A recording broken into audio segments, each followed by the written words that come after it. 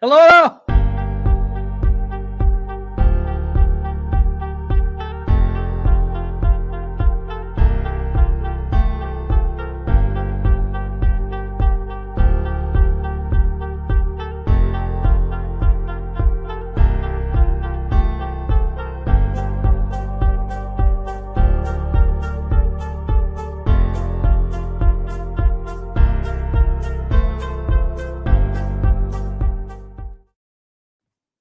Hello again. On today's show, I'm going to talk about Godzilla and some more Godzilla. Mike says he's going to break a rule during his pick 3. And lastly, Patrick is going to show us some ghosts of Christmas presents.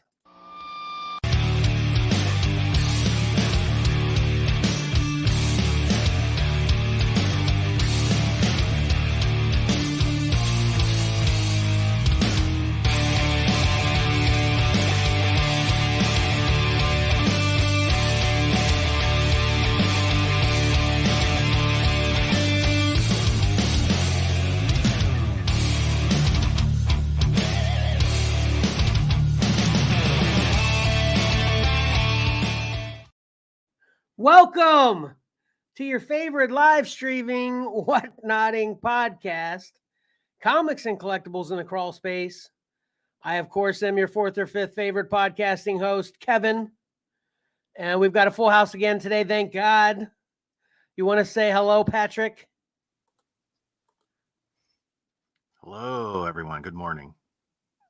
And then, Mike, I didn't forget about you. Sorry, I skipped you there. You're on top, actually. My eyes were doing me wrong there. So, yeah. What's up, Mike? That's right. Good morning, everyone. And then last but not least, we are also blessed with the presence of our awesome background producer, Karen.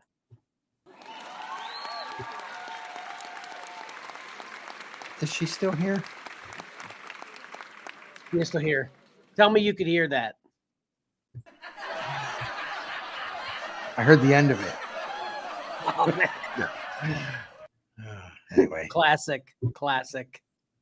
Just like for the first time ever, I hit the go live before I hit the countdown. Did you guys notice that? That was awesome, right? Yeah. We were smooth out the gate. Mm-hmm. And then ironically, my teaser was pretty smooth, unprepared, right? Yeah. There you go. Yeah. So. Yes, winging it is the way to go. Apparently, winging it is the way to go. Okay, so we've got a full show today, and we've got some schedule or segment move aroundness we're going to do. Rather than our normal What Kevin Watched, Pick 3, Get It, and Comic or Collectibles on the Horizon, we're going to move What Kevin Watched way to the end of the show. I know everybody that's used to that at the beginning of the show is very, very sad right now, and we're sorry about it. Right. But we've got a lot of Godzilla today to talk about today, but I don't want to let people down with that teaser and, of course, the title of the show today. So I just wanted to talk before we get into what the first segment will be today about that Godzilla trailer with Godzilla running with Kong. Right? And that's, what is that? Godzilla X Kong? Is that what that movie's called, right? I think so. I don't even know what it's called. Patrick, what'd you say? I think so. Yeah. Which I love it. I think everybody's talking about how ridiculous that is, but I actually thought it was pretty cool. I thought it was hokey and corny. But you know me, Batman and Robin lover. I can handle some hokey and corny if I'm in the mood. And similar, actually, I just thought of this. We kind of talked about this in the pregame a little bit, but similar to my love for Batman and Robin is because I put myself in a Batman 66 place to enjoy Batman and Robin, which people seem to have a hard time understanding. I'm the same way with this trailer. I put myself in the classic Godzilla, which was goofy as heck a lot of times, to appreciate this Godzilla X Kong trailer. Right, Patrick? Yeah, I can see that. I guess it seems like they're going for a, like a buddy film, action buddy cop film. Right. And Mike, you shared a pretty funny, what was that? What do you call that? A short, I guess, about that. Yeah, yeah. Probably a short where they were complaining about how silly it looks with, Godzilla running. But when you go back and look, Godzilla's been doing silly stuff forever. I especially love the one where he's doing his taekwondo moves, Yeah. and then he comes out kicking, and then he flies straight. It's hilarious. Yeah. Anyway, yeah. But it's that is fine to be silly because that's just some guy in a suit, and my brain recognizes that when I see this awesome CGI looking stuff, and I see Godzilla run. It's kind of, that doesn't work. It's kind of like if you're watching Halloween and Michael Myers starts running. He doesn't run anywhere. No, right. Always there, walking. Whenever you're walking, it's a little more intimidating. Even though he still manages to catch everybody that is running while he's walking, right? Yeah. So Godzilla can just walk, and I'll believe he'll get there in running time. So, well, I am, and Legendary is also hoping you change your mind and can appreciate that before you check out the movie, Mike. Yeah, it's not going to keep me from watching the movie and loving the movie, probably. I hope. That's the biggest thing. I hope. I'm trusting that when I watch it, I'll go, okay, it makes sense that he's running now. I get it. Right. Yeah. Hopefully that'll put it together for you. Right. Which I don't even know when that's coming out. I think that's sometime next spring. I think, but there's so much Godzilla. I can't figure it all out. Yeah. And that's what I wanted. We lost Patrick, and that was the next thing I was going to talk about, but hopefully he's around later. I want to hear about Patrick actually got to see the new Japanese Godzilla, not Legendary Godzilla, in theaters. I wanted to hear what he had to say about it, so we'll get there though. But let's start off just skipping what Kevin watched, heading right into pick 3. That sound good, Mike? You ready for that? Yeah, let's go. All right, let's do it.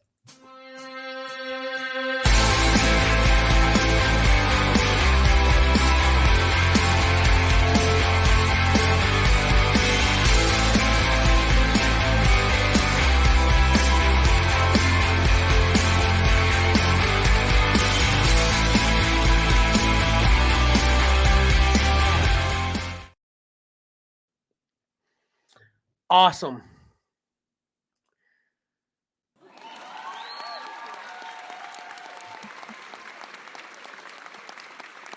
Let me guess, Mike, you were still watching the intro.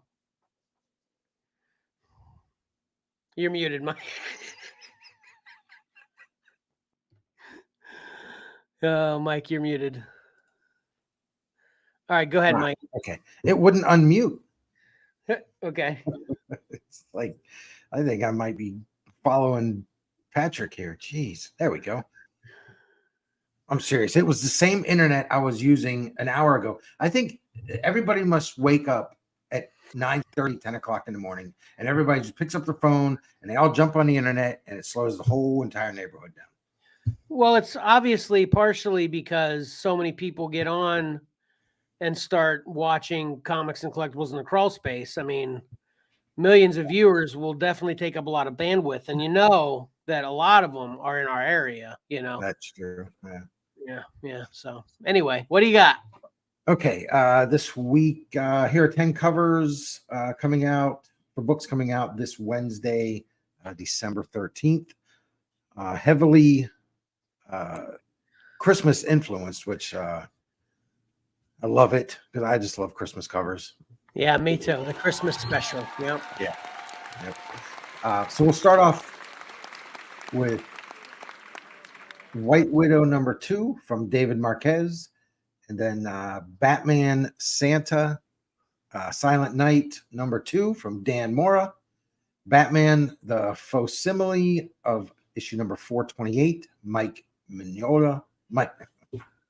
I try to say it correctly, Mike Mignola. Moon Knight 30, Greg Capullo. Sabrina the Holiday Special from Veronica Fish. Detective Comics 1079, Jason Sean Alexander. Batman, A Gargoyle of Gotham #2, Raphael Grandpa. DC's 'Twas the Might Before Christmas #1 from Mitch Gerads. Batman and Robin number 4, Gleb Melniker, and Green Lantern number 6, Jeff Spokes. Very nice. I especially like the snow theme for White Widow and Moon Knight. You know, Moon Knight's got that snow on that rock that he's on. Yeah. That's the moon. Snow on that rock.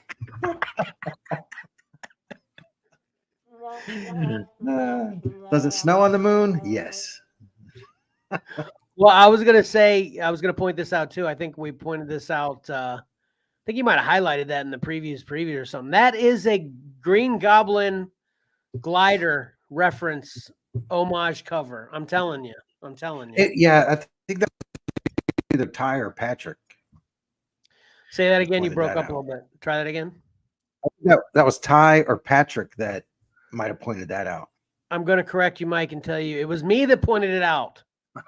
Oh, I thought you said I did.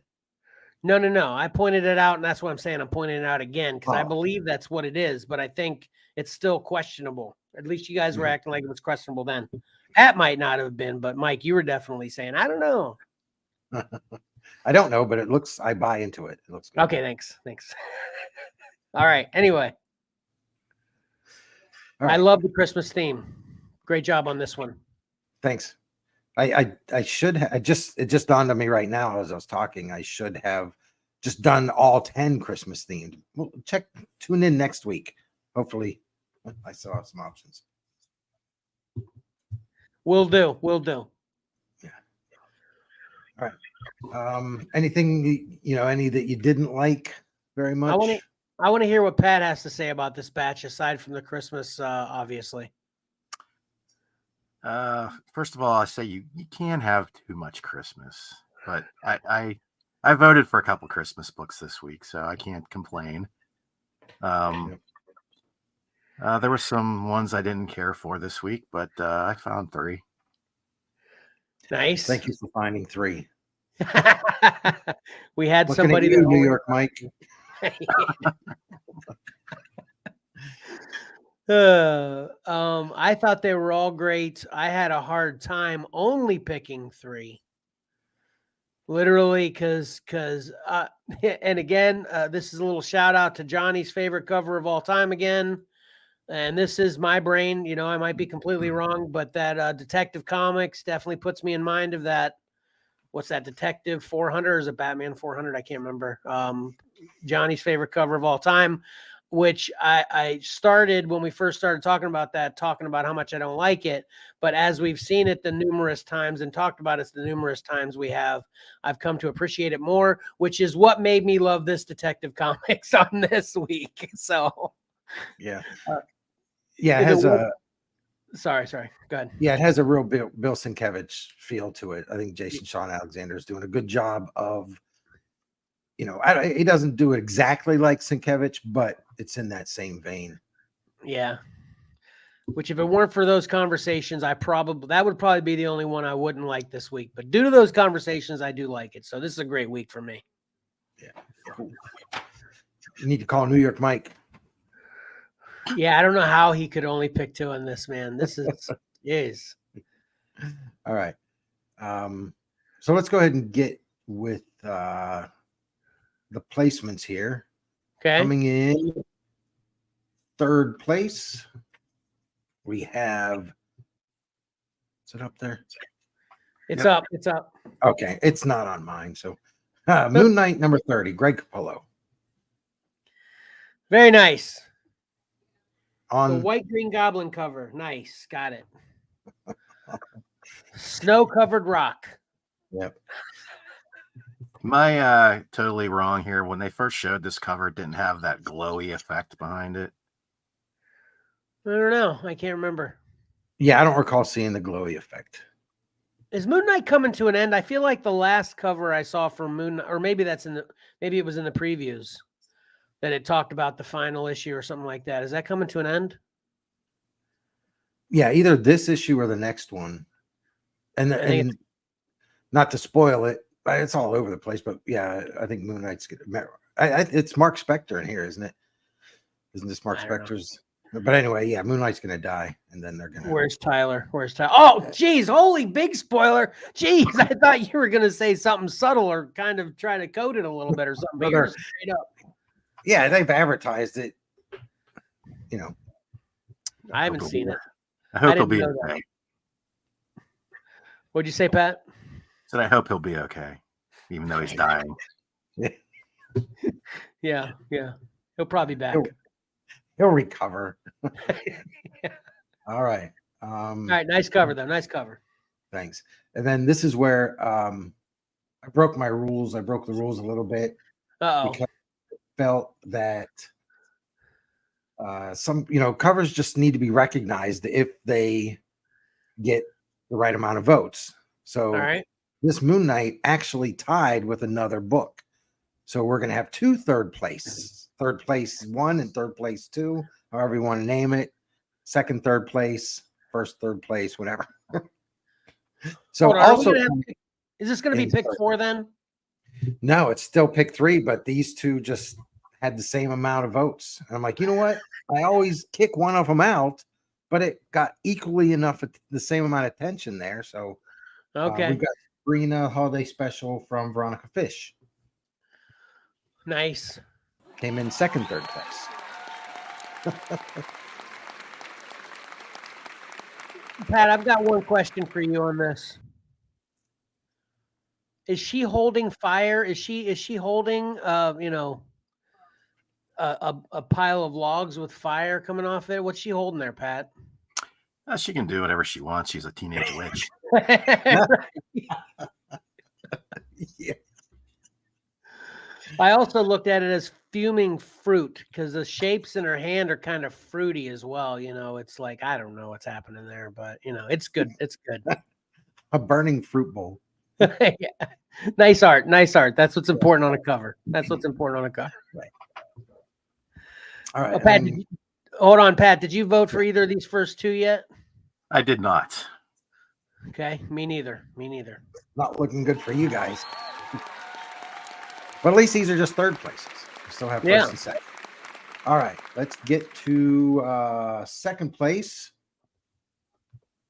So make you a little bit happier, probably. Definitely All makes me happy.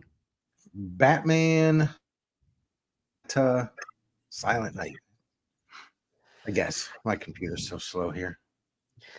Yeah, it's up This there. This is Dan Mora, issue number 2. Awesome. Yeah. Did you vote for this one, Pat? I voted for this one. I did vote for this one. Nice. There we go. As did I. And guess who else did? New York Mike. No, Karen. Oh.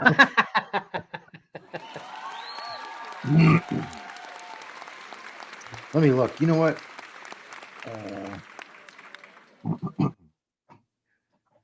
Okay. Sorry, New York Mike voted for the Moon Knight. All right, cool. And then coming in first place. Hold on. I got a question. I got another question. Oh, crap. Sorry, I already hit it.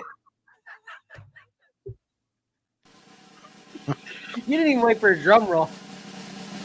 I can't even if there was one, I wouldn't be able to hear it. Look, it just popped up on my screen. That's the delay. Oh, I voted for this one too. Nice. Yeah, we've got Batman, Gargoyle of Gotham number 2, Raphael Grandpa. And this is the Noir edition. If you're looking for it, this is going to be in black and white interiors. So don't go buying this thinking you're getting the regular book. I love this. Pat, did you vote for this one? Yeah, even though the title of the story is Gargoyle of Gotham, I voted for this book. Well, it's because there's no gargoyle on the cover. That's what's important to you, right? True, yeah. He is the Gargoyle of Gotham, yeah.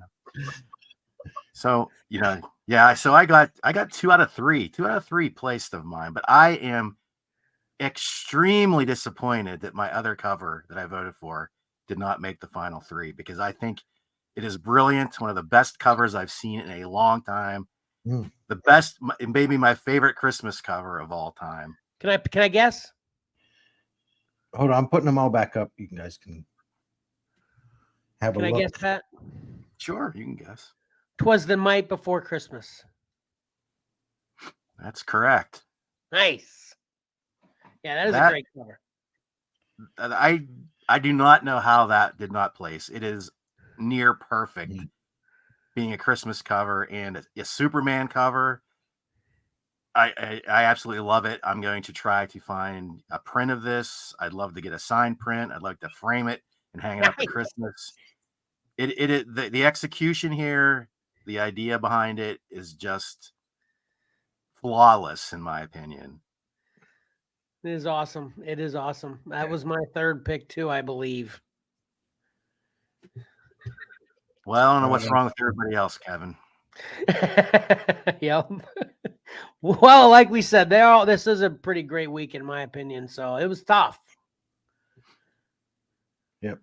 Yeah, Mark liked the one you're talking about there, the Mr. Ads Night Before Christmas. Yeah. He liked that one a lot too. All right, I got two questions for y'all though. One, is that Man Bat kind of like in a Little Red Riding Hood kind of robe and hood in behind Batman and Santa in Silent Night? I would think No. not. Does it look like Man Bat? Yeah, but it's not. Okay. Second question. Is Santa holding up like all those things on his fingers like he's Karen is chiming in that is Krampus, not Man Bat. Okay, thanks, Karen. Yeah, I was gonna guess that too. She beat you to the punch. No credit, no soup for you, Patrick. No soup. Yeah, I didn't know for sure, so I didn't want to say. You do like to play it safe. You do like to Yeah. play it. I love that about you, man. I love that. I'm not Anyway, with the Green Lantern cover, okay, he's holding all of the items up in his fingers, right? Obviously, it's Green Lantern, the Green Lantern ring, right, and stuff. But I look at that like, as he's got championship rings he's holding up. Santa, the all-time, consecutive champion of Christmas. Get it? Yeah. How'd you guys take it? No, I'm looking it up. I think it's an homage cover. I'm trying to figure out which one, because I think there is a Green Lantern cover. Yeah, it's Daryl Banks, Green Lantern cover. Yep. Okay. Yeah, I don't have a copy of it.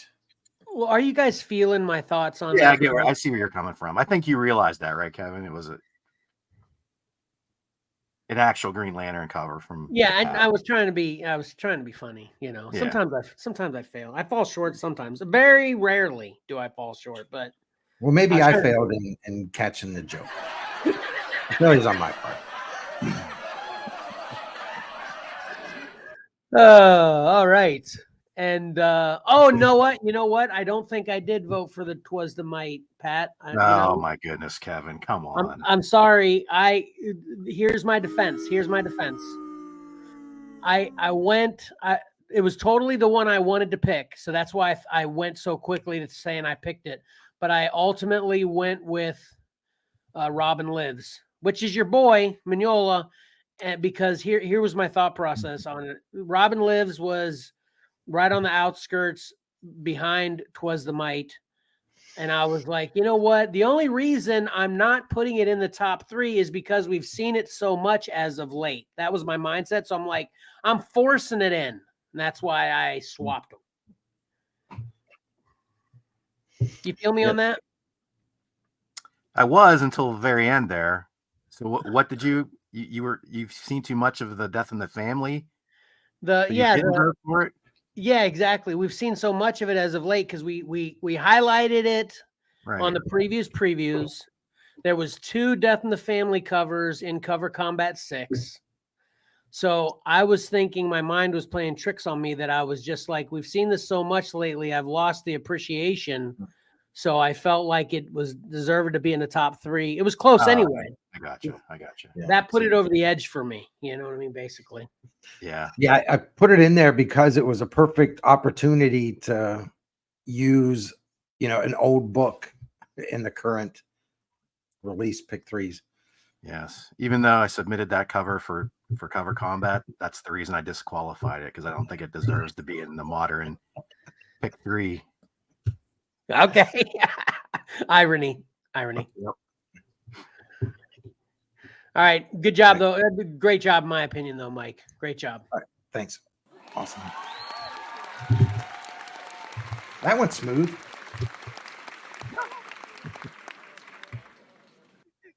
Yeah, I guess. Right. Okay. Was there laughing or cheering or something? Yes. You'll hear it in a second. Just give it a minute. Anyway. All right, moving right along then. Are we ready to review some books we've read? Actually, can we do Horizon next? Okay, sure. Pat, are you ready to show us some Ghosts of Christmas Presents? Yes. Sweet.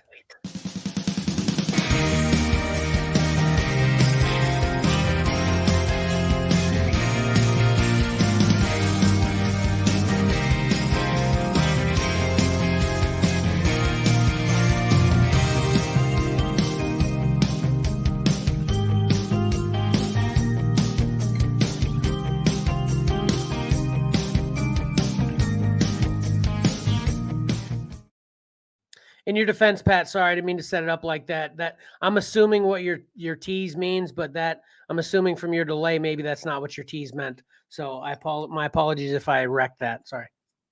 The delay was because I was forcing Horizon on you for the next segment, and I was acting like I wasn't ready for it.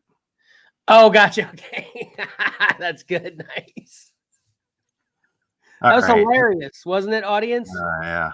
I hear them. I can barely hear myself talk over their laughter.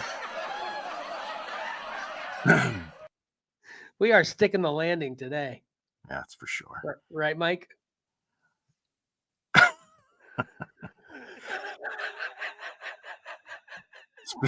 Speaking of sticking the landing, here's our old favorite test pilot, Hal Jordan. This is the newest wave of superpowers from McFarlane. There's like 6 in this assortment, but it's kind of funny. There's like 2 that are chase figures. We'll talk about them in a minute. Oh, that's classic Green Lantern there. He looks almost like the old superpowers figure there. Yeah, I love it. It's awesome. Yep.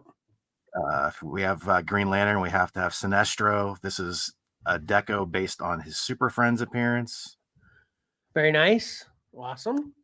We have an oddball here. This is Justice Lord's Superman.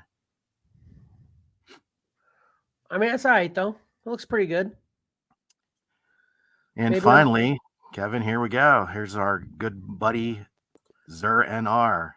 Oh, man. And I was just getting ready to say in that last one, maybe I'm warming up to the cloth cape on these figures, but now they look at how. Aside, just ignore the colors on this monstrosity for a second, and look at what's up with the '80s collar on this cape, Mike. Are you unmuted yet, Mike? Yeah, I'm here. Okay, check it out, Mike. Yeah, I'm not a fan of if they can't do the top of the cloth, don't do it at all. Yeah. That's kind of that superpowers way of doing things. Like there's a little like plastic or wire clip so they can clip it onto your neck there. I thought you were going to comment about how transparent that cape is. You can see right through the dang thing. Oh, yeah, I didn't even notice that. Go back to the one previous, though. Superman. Yeah. See, look at how his collar's better on that. It's more fitting to his neck. I think Superman, the Superman mold has a nice slender neck, where Batman basically doesn't have much of a neck. Maybe that's what's happening. And you know, they're using the same old Batman mold they've used for all of the Batmans in this line, so that's what's happening here. And I don't like that logo. I don't like that logo on his chest or his buckle either. That's funky. Well, that cape is with all how see-through it is. It's never going to catch the wind, and he's going to plummet so fast. In addition to these 4, certain retailers have 2 Chase figures in this assortment, and Oh, here we go. I had pictures of them at one point, but I failed to grab them and find them again. It's just envision this Batman right here that you're looking at, but gold instead of these miscellaneous. No, characters. no, I don't want to, Pat. I don't want to envision that because that's stupid. We'll just brace yourself. We have one of the old standbys coming up, but there's also in the superpowers for the second Chase figure in this assortment is a gold Flash as well. So, Are they shiny gold? Yeah, I believe so. Yes. I'll never understand it. Never. I want to see the sales numbers.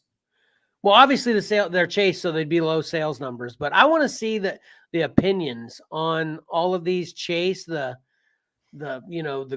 glow in the dark. The craziest pops I've seen is the graffiti paint ones. Who's collecting those? Is there really I guess there must be a market for these. And then the gold Chase, and then it's like, no, just give me regular. I appreciate these characters regular, Yep, me too.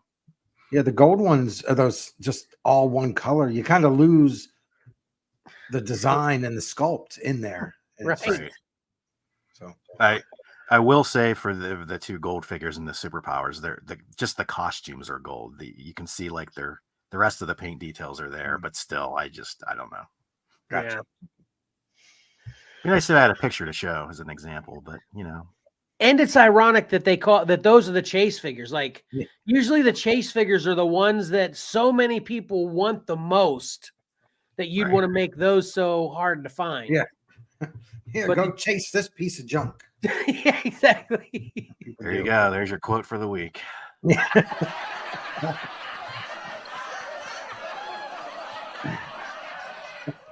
Okay. Okay, a couple sort of in preview form. We have Nightfall Robin. This is in the DC Multiverse, the 6-inch line. The only problem I have with that is the way they posed him. It just don't look at the joints in the figure because you'll start to, the way he's turned there with his chest and midsection is really funky. But here he is. Is the gargoyle included? I don't believe it.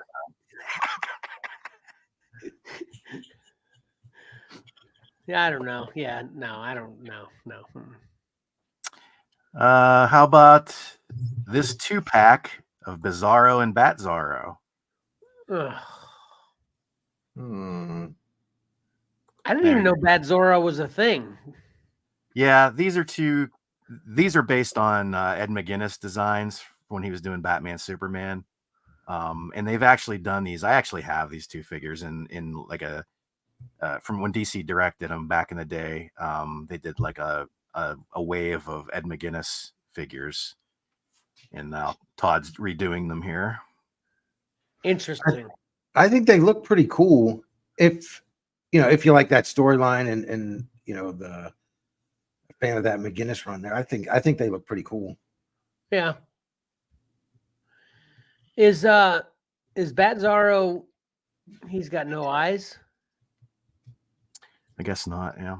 I like that upside down bat signal though, being because they couldn't reverse it because the bat signal is going to look the same in reverse. It's the same whether it's facing you or going away from you. Yeah. Yeah, right. Don't even go there. All right.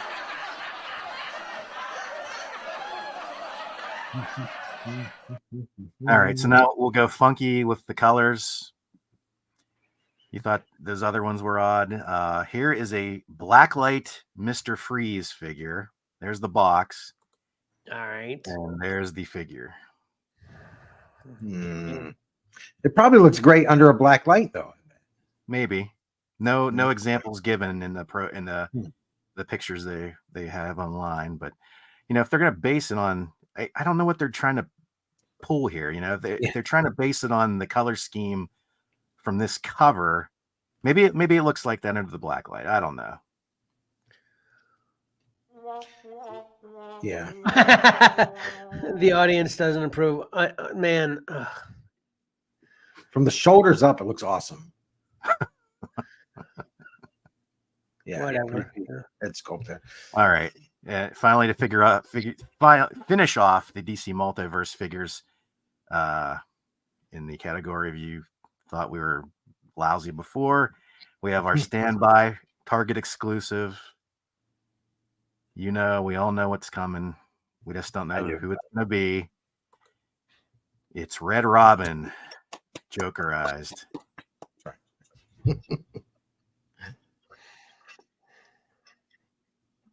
No.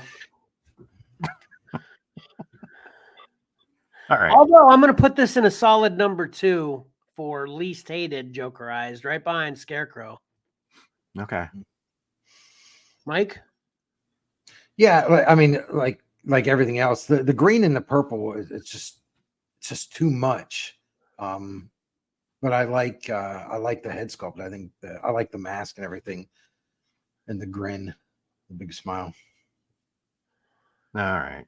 Well, enough said about Jokerized. I just, if he's out there, we have to show him. I'm gonna email Todd to ask him what the numbers look like on these Jokerized. I really want to know. Let me know what he says. Okay. Well, we don't want to leave McFarlane on that note. So okay, we have the DC Direct 1/8 scale Batman statue. We saw it. It's based pretty much on the cover we saw show up in Cover Combat. And there's 2 versions of this. Batman 423. That's the number in case anybody doesn't know. I think. yes. So it's a 9-inch statue, and there's 2 versions.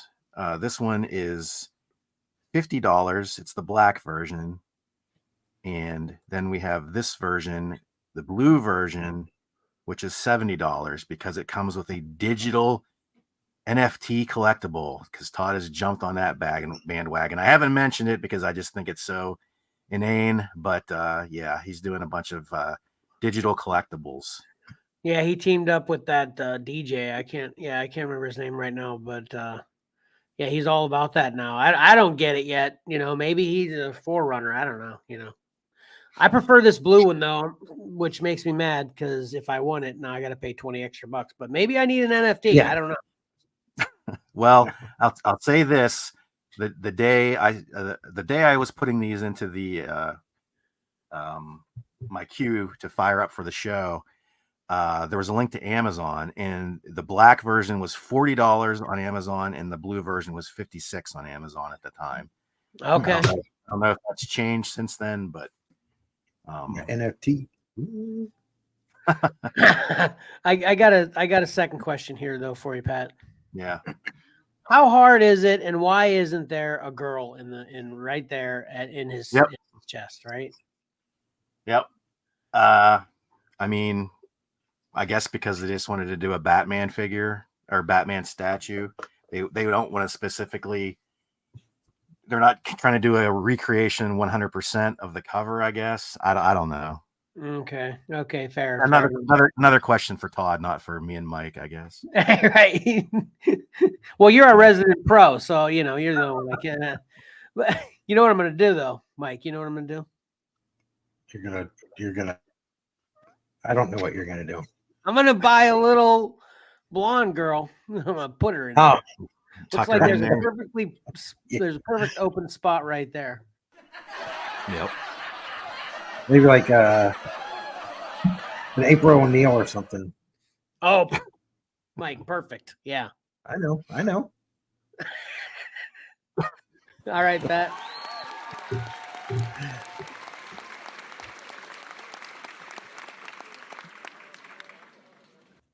Okay, so we'll move over to some. Todd's had enough fun today. We'll move over to some Hasbro. They had a G.I. Joe live stream, and they showed new figures. We have Quick Kick. He was he was a popular character when I was sort of into G.I. Joe back in the day. We've got Airborne. We've got Techno Viper. And then on retro cards, we've got another Duke. They're releasing Duke, I think for the 3rd time, possibly. More in the colors of his original Hasbro figure in the 80s. Same goes for Scarlet.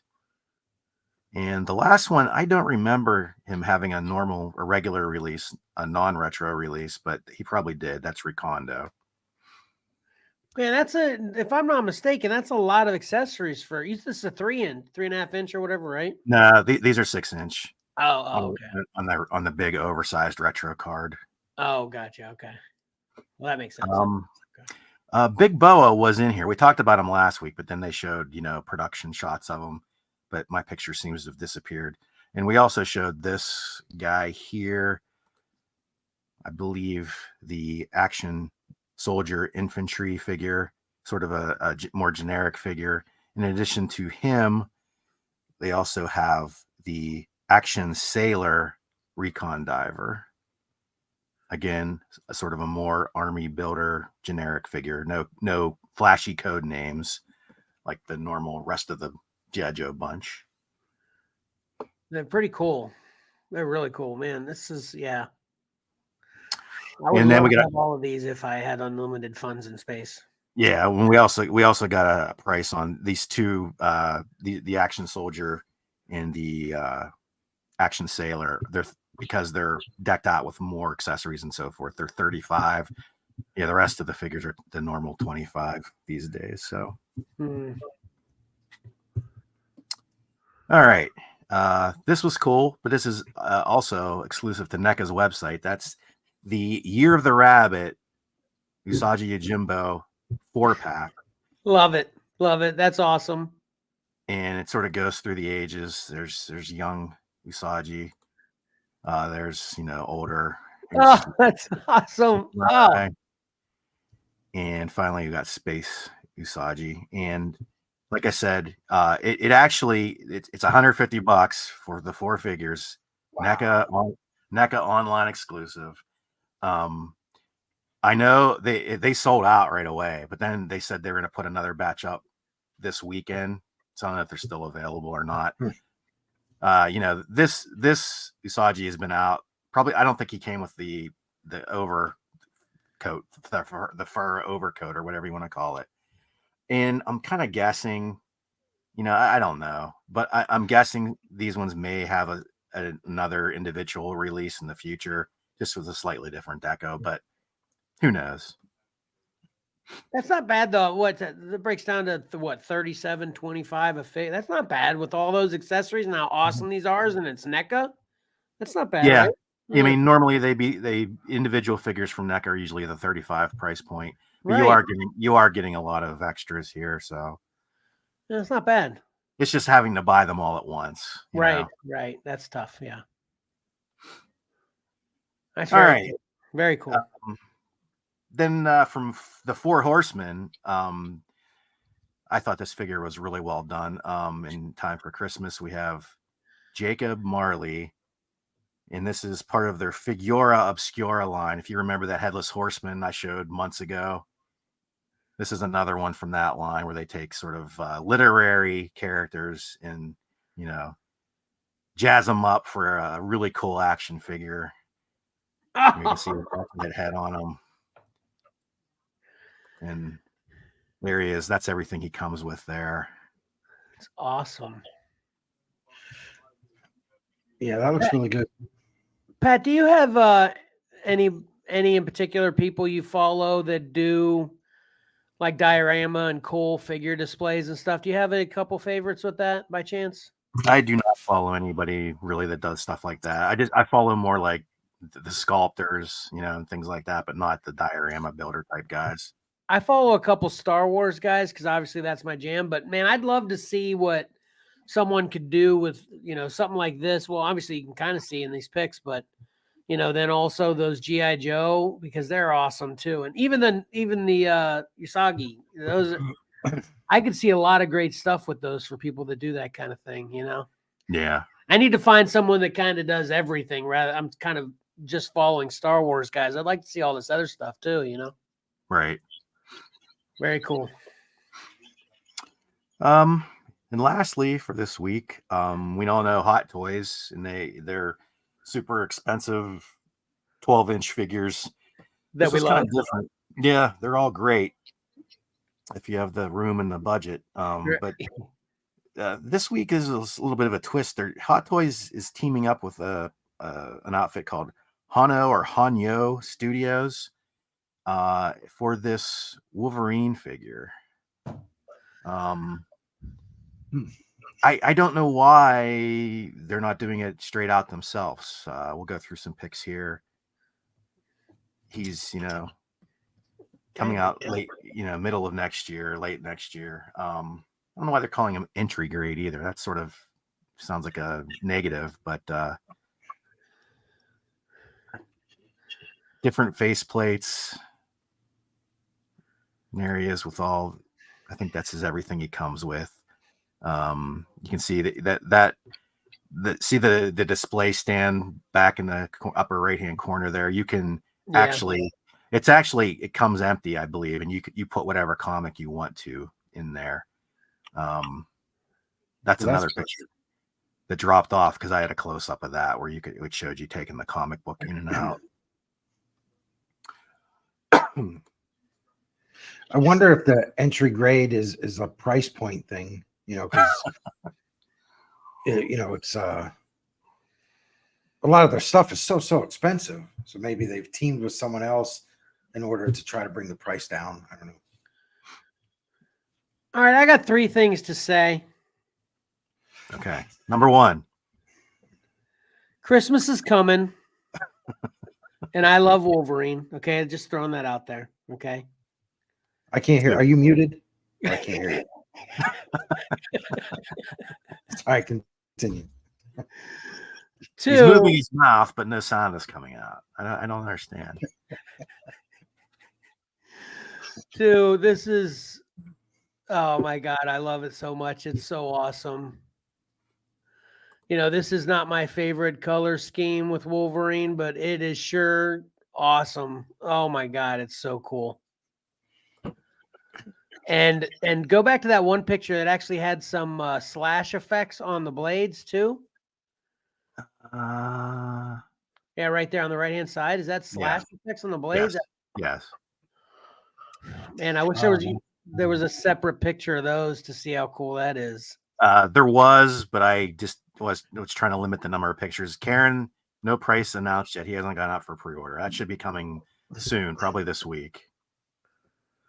And then lastly, Pat, show that. Just go back to your pictures. I don't know how to describe it again. That one. Okay, perfect. Okay, that is an action figure arm that articulates.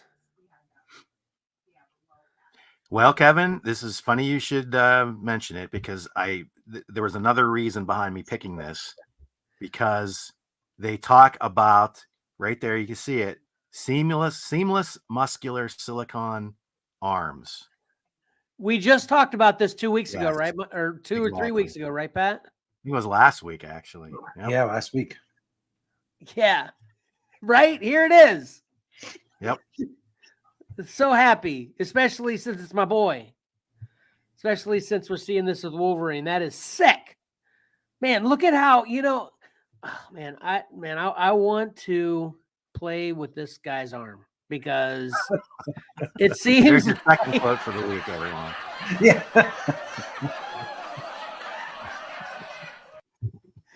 It seems as though even the muscles like pop differently whenever it's bent as opposed to when it's straight too, especially on the forearm. You know what I'm saying? Yeah. That's pretty impressive. So the only thing will be is whether it'll stand the test of time and not degrade or become discolored or. Oh yeah, that's what you said. Yeah, that's what you mentioned. That's always the down point. The talking point behind things like this, is how long term it'll hold out. Yeah. Man, that's ridiculous. Oh, this is going to be $1,000 just because I want it so bad. Now, remember, Mike said the entry grade. It's going to be entry grade. Entry level, yeah. The only thing I'll nitpick about this is it doesn't seem like the stripes on the side, like his chest looks too empty in this shot right here. But And that's I sort of a agree. nitpick. And I also, and it's always open to interpretation. I'm trying to get a good shot here, but I think his claws are a little bit too big. They look cool, but I always subscribe to the theory that his claws have to fit in his forearm, Right. Yeah. So yeah, from wrist to elbow, that's Yes. the maximum length it should be. Yeah.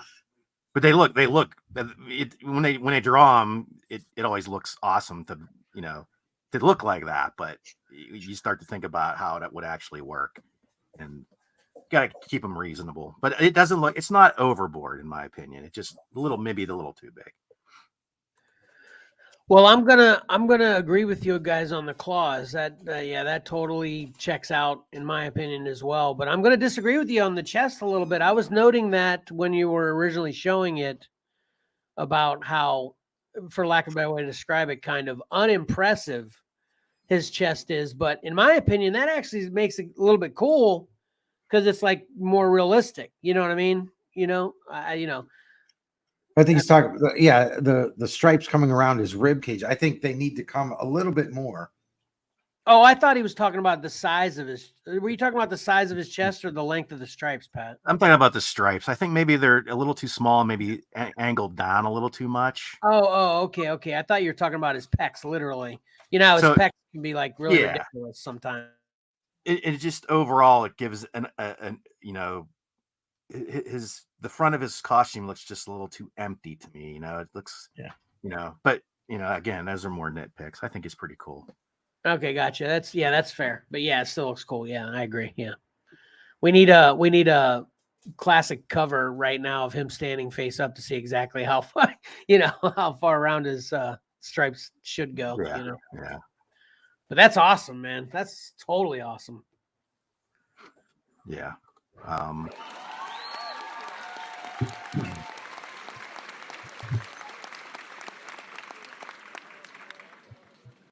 Can I make a future request? Yeah.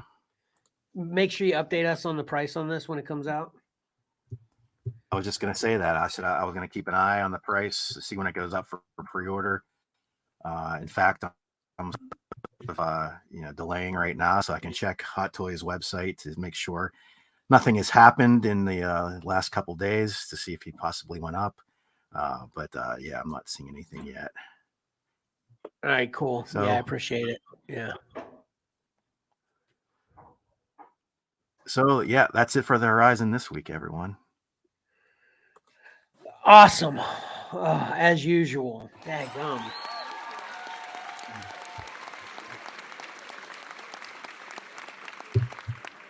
I think the only things I didn't want this week were the Green Lanterns and Jokerized. Everything else was pretty cool. And it's just no offense to Green Lantern, New York Mike. He's awesome. I'm just not a Green Lantern guy. Oh, this just in, everyone. Oh, geez. Anyone want to take any guesses? Okay, my serious guess. I'm gonna guess. How tall is he again? I forget. He's 12 inches. Well, he might be a little. He's Wolverine, so he's probably a little shorter. Okay, I'm gonna guess 375. Mike? 450. He's 11.2 inches tall. Man, I thought you were gonna say 1100. I thought he was gonna say 1100. This is good news for you guys because you'll be able to get two of them. He's $160. Yes. Wow. That is entry totally level. You got it, Mike. You called it. Nice. Okay, so that.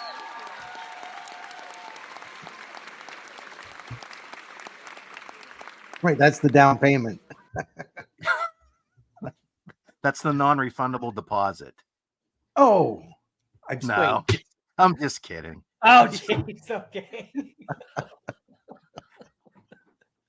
What I was gonna say is that's ordering directly through Sideshow, so you may shop around a little bit and you might find a better price somewhere else, but no guarantees there. Yeah, that's a doable price. I mean, not for me. Yeah. For me, you. it totally is. I will own that. And my wife's in the room now, so she's giving me the side eye. Right. Yeah. I will own that secretly. My wife won't see it for 10 years from now. Here's the thing, though, Kevin. You said it wasn't your favorite costume. If this sells well, I guarantee you they'll do a brown costume. So, So you have to support it. It's like double-edged sword here. Right. If I wait for the brown, it might never come. But if I support the yellow, the brown will come. Yeah, that's. I'm just gonna own two. Fine, you've sold me. It'll still be cheap. You know what I'll do? I'm going to buy the yellow, and then if and when the brown comes out, my next favorite, the person that I know that their next favorite character is Wolverine, will get a great Christmas present. That's what I. Man, I'll display the heck out of that too. I'll bust that bad boy out, and you know what? Then I'm going to mess with his arms regularly too to test that whole silicone thing, and stay tuned for season 8 maybe of Comics and Collectibles for an update on that. I'll bust him out one day. Or here's what you can assume. If I never show him again, you'll assume it never was bad, because as soon as it goes bad, that's when I'll bring him to the show and be like, look, Pat, you were right. Yeah. Or the community, whoever said that, made that point to, or speculation. Or it's probably happened before. That's probably what happened, right, Pat? It must have, or maybe with Barbies, right? Because Barbies are kind of like that. Maybe they break down, right? yeah, I'm no Barbie aficionado, but I know similar figures in the past, action figures, have used that same, not the same technology, but something flexible like that, and the rubber deteriorates and cracks and starts splitting. So you hope they figured it out by now, especially for $160. Yeah. Right. All right, excellent. So did you want to move Collectibles up because you got to check out, Pat, or are you just playing it safe? Yeah, my time, I'm on the clock right now, but if we want to do get it, forget it, I can probably do my review first and then get out of here. All right, cool. Saving grace for Mike today. Mike, you are not first in get it or forget it. Here we go.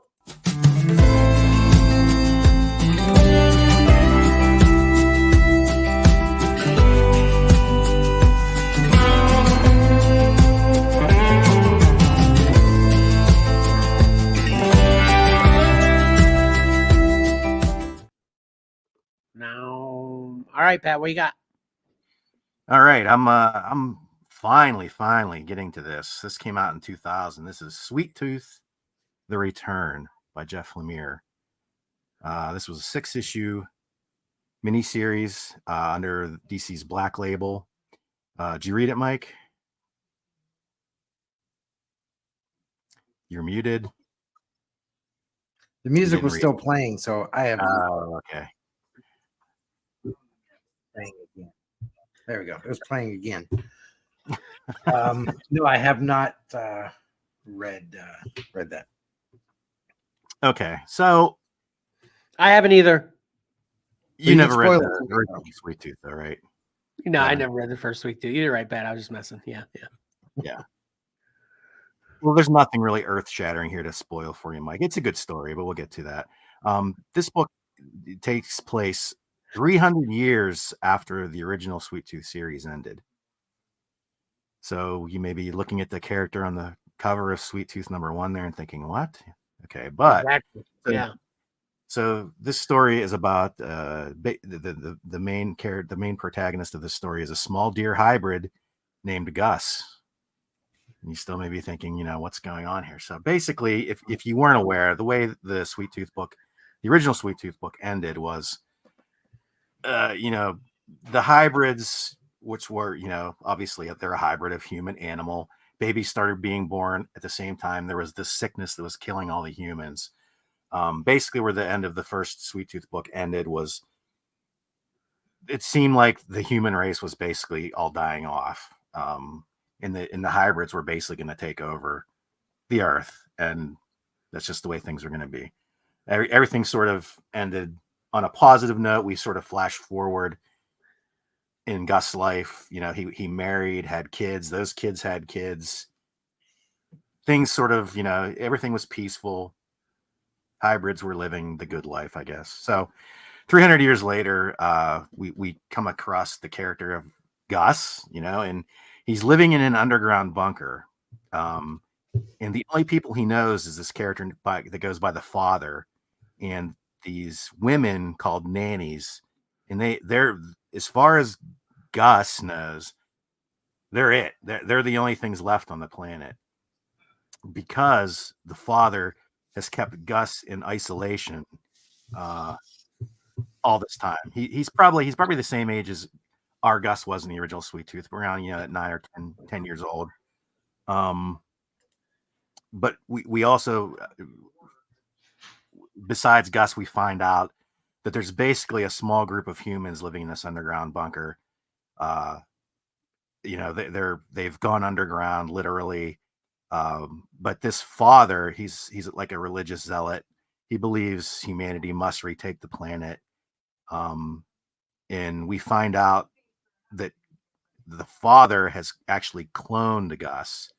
They actually went to the Alaskan outpost from the original series and they found the research from Dr. Singh, other research in the Alaskan lab, along with possessions of Gus, enough that they were able to start cloning experiments. And at first they were trying to splice the hybrid DNA into surviving humans that were living in the bunker. I should back up one step. The whole idea behind Father's plan is he wants to create a new virus that kills all the hybrids. He wants to unleash that onto the world, sort of the reverse of what happened in the original Sweet Tooth series. So he begins splicing the DNA and trying to create a hidden sneak attack virus into humans. That those experiments are all failing. All the humans are dying. So then he decides to do it to children that are living in the bunker. That doesn't work out so well either. So finally he takes the final step, and he decides that it has to be he has to do the splicing before the hybrid is actually born. So he's impregnating these women to try to create these new version of hybrids that he can then unleash this virus upon. So this father is obviously he's not quite right, and he's a pretty bad guy. So sounds like it. Yeah.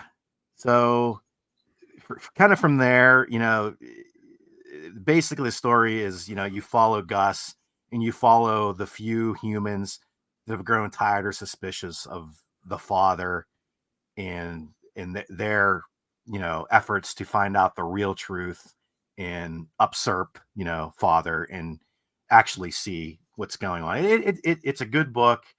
I kind of feel, you know, obviously I believe this timed out right around the time the first season hit Netflix. And I don't want to say, the cynical part of me says it was sort of like a cash grab to get the comic back out there in front of people when this Netflix series was releasing, because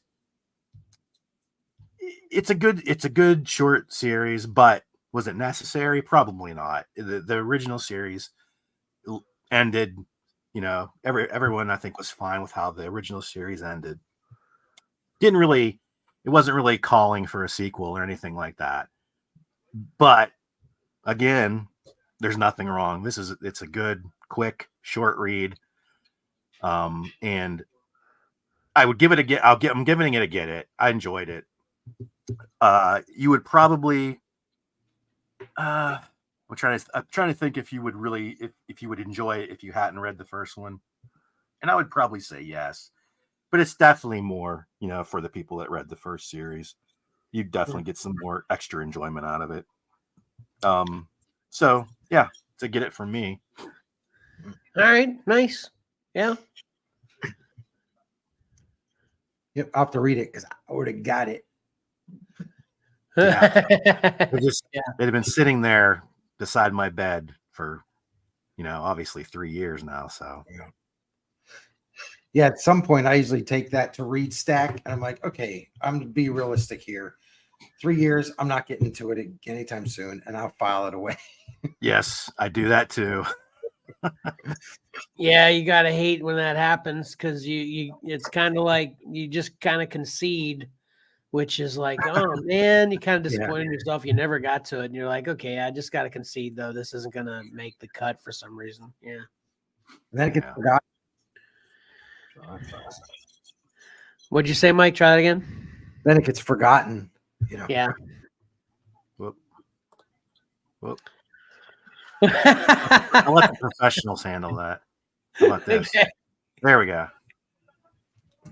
What happened? He was just trying to make the pictures us fill the screen again. Yeah. All right, Mike. What do you got? Well, I'll say with that, I'm going to hit the road. You guys have Okay. a great rest of the show. And So see you Monday night. yes. Yeah. You got another minute? Yeah, go ahead.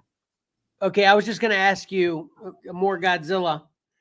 So what? Because I didn't see the new Godzilla yet. What's it? Year one or whatever? -1. This one. Or minus Yeah. one? I mean, yeah. You said you saw -1, right? Yes, Valor and I went and saw it yesterday. We caught it right after school. We scrambled over there and really enjoyed it. And I didn't know until again I was talking to my good friend Troy that was, or no, I talked to Troy about this, but actually I think you told me that on the show actually that's Japanese, nothing to do with the legendary MonsterVerse, right? That's correct. For the last probably, I think, 5 Godzilla films have been just standalone sort of reimaginings, just the director or writer just taking their own path and creating what they think is going to be a good Godzilla movie. They're not tied into the US, they're not tied into each other. They're just sort of standalone. I kind of took this trailer as a origin. Yep, it's sort of like a retelling of the original, Godzilla from 1954. And is it dubbed? Did you watch it dubbed in theaters? We watched it subtitled. Okay. So yeah, that was the next thing I was going to say about it is, so it's a Japanese. Has it been out in Japan already or whatever in Asia, and then it's out in America? Was it released intended for an American audience first, and then what's the deal there? Do you know? I think there was a short window. I don't know if it was day in day with the Japanese release. Probably not. But it hasn't been. The 2 release windows are close together. I know that. Okay, but you saw this in theater subtitled. Yes. Yeah. Oh, yeah. I They only may ever not have a dubbed version. Not yet. What's that, Mike? They may not have a dubbed version. Yeah. That's I was gonna say. The only movie I've ever seen in theaters that was subtitles with Crouching Tiger, Hidden Dragon. Yeah. That's the only one I've ever seen like that. So that's I don't know if I want to get to theaters. I might just wait for it to stream dubbed. It's funny because there's actually 2 subtitled movies at our theater right now. The new Studio Ghibli film is also out this week, and they actually have both. They have both versions. You can go see the subbed or the dubbed version in theaters this week. Interesting. I know Cora's chomping at the bit to go see that. Yeah, I'm definitely hearing great things about it. Yeah. As a family, we all want to go catch that one too. See if we do or not. But yeah, what was I going to say? Overall, what's your rating of the Godzilla then? How many bags of popcorn do you give it? I'd probably give it an 8. It's not, if you're expecting a nonstop action film, it's not that. I feel like they smartly, a lot of problems I sometimes have, even though I love the Japanese Godzilla films, is they're a little too highfalutin, a little too wide focused. This is very, very narrowly focused on one individual. He's a kamikaze pilot. Okay. And it's sort of his story. It's centered around him. And I think that made for a more interesting, more focused film. So yeah, and it's sort of more traditional Japanese film too, where they're not cut with their shots. They give a lot of time to linger. It's a slower paced movie, but I had no problems with it. And the special effects, that's always sort of United States, Hollywood's way up here. Japan is always trailing behind, but Yeah. here's Godzilla. It's like it really narrowed the gap. The special effects are really, really good in this film. Awesome. I do have some nitpicks, but I don't want to say it because I think it'll influence other people's viewings of it. Just little things I didn't like, but overall the special effects are it's crazy. It's especially in these days when a lot of people complain about the special effects coming out of the Hollywood studios, like this guy sometimes. There's not a lot to nitpick about this Japanese made film. So awesome. Yeah, good recommend from me. All right, cool. Appreciate it, especially with the title we got going on for the show today. I wanted to sneak that in, so appreciate it. Yep. All right, don't forget to check out the rest of the show because I've got your next favorite movie of all time in my What Kevin Watched today. So make sure you check it out later. Oh, okay. All right. All right. Have a good rest of the show, guys. All right, you have a good one, man. All right, Mike, are you ready for your new favorite movie of all time? Well, let me do this real quick. Okay. Because mine's real short. Because I read. Oh, crap. I read too. I totally was just skipping the rest of the segment because of Pat leaving. Sorry about it. Yeah. Now, it's funny because so I read Batman Santa Claus Silent Night #1. But from Jeff Parker, Michelle Bandini on art, and Dan Mora on covers. And I was disappointed because I assumed, I didn't read, but I assumed that Dan Mora was doing the interiors too. So I was really, really excited for this. I started reading it, and Dan Mora didn't do the interior artwork, but it's still really, really great. Michelle Bandini did a great job. It didn't disappoint at all. Fantastic artwork. Yeah, that looks really great. Yep. And then as we were you were talking about issue #2, and you asked about who's that character up there? Is that Man-Bat? I started realizing because I looked through this first, and that character's in issue #1, and then I started thinking, you know what?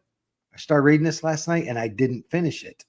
Because I was getting too tired, and I was reading. I'm like, I'm not comprehending any of this, and so I put it down and finished this morning, which I didn't do. But the gist of it is, we've got, and it's funny you said Man-Bat because there are these Man-Bat type creatures that are attacking folks in Gotham, and there were some carolers out, and they attacked them. So we've got Batman and Damian Wayne are there, and then the great thing is, Zatanna shows up, so there's a character, awesome character there, and Nightwing and Batgirl are in it, but also as you see there, Santa Claus, and I really love Santa Claus as a superhero, and that's the way he's presented here. It's kind of like the way Grant Morrison and Dan Mora did it in Claus. Yeah. Series. He's a superhero, and it's great in this because he just comes flying in. I think he's on Prancer, riding him like a horse, and just shooting wooden stakes and all this great stuff. So that's pretty cool. That's yeah, pretty cool. but it's definitely not Man-Bat because, as Batman says at the beginning, Man-Bat is actually incarcerated. So it's not Man-Bat, but I didn't get to see at the end because I didn't finish reading it. Well, it seemed Karen was pretty confident in confirming it was Krampus. Yeah, Or were you just speculating, Karen? I think Karen's probably pretty right. So this came out this past Wednesday.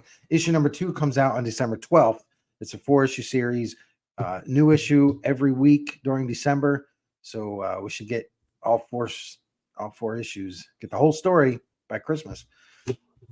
Nice. Yep. So this is a get it because you know, the Dan Mora covers, some of the variant covers are really nice, but the Dan Mora covers are well worth it. And it's just it's a fun story. I'm Yeah, liking it seems a lot. fun. So it's a get it. Speaking of breaking rules, I might actually break my rule about getting a non-mainstream Batman title too. With this, Yeah, exactly. yeah. I don't And think you'll be disappointed. And that 'Twas the Might Before Christmas book. Is that a one shot? Yeah, I think that's a one shot. I think, yeah, it's a one shot. The drawback with that, I think it's a $10 cover price. Ah, of course. Yeah. You know, I'm gonna maybe I'll just, I've got a short list of books that I'm getting. And of course, with Batman, Spawn, Wolverine, I've cut that down to main titles only. Yeah. But I could just add to my list Christmas books. Yeah. And then this would fall in there, right? Yeah. Yeah, it's a $10 book. And what I showed was the variant. Yeah, I showed the cover B. Okay.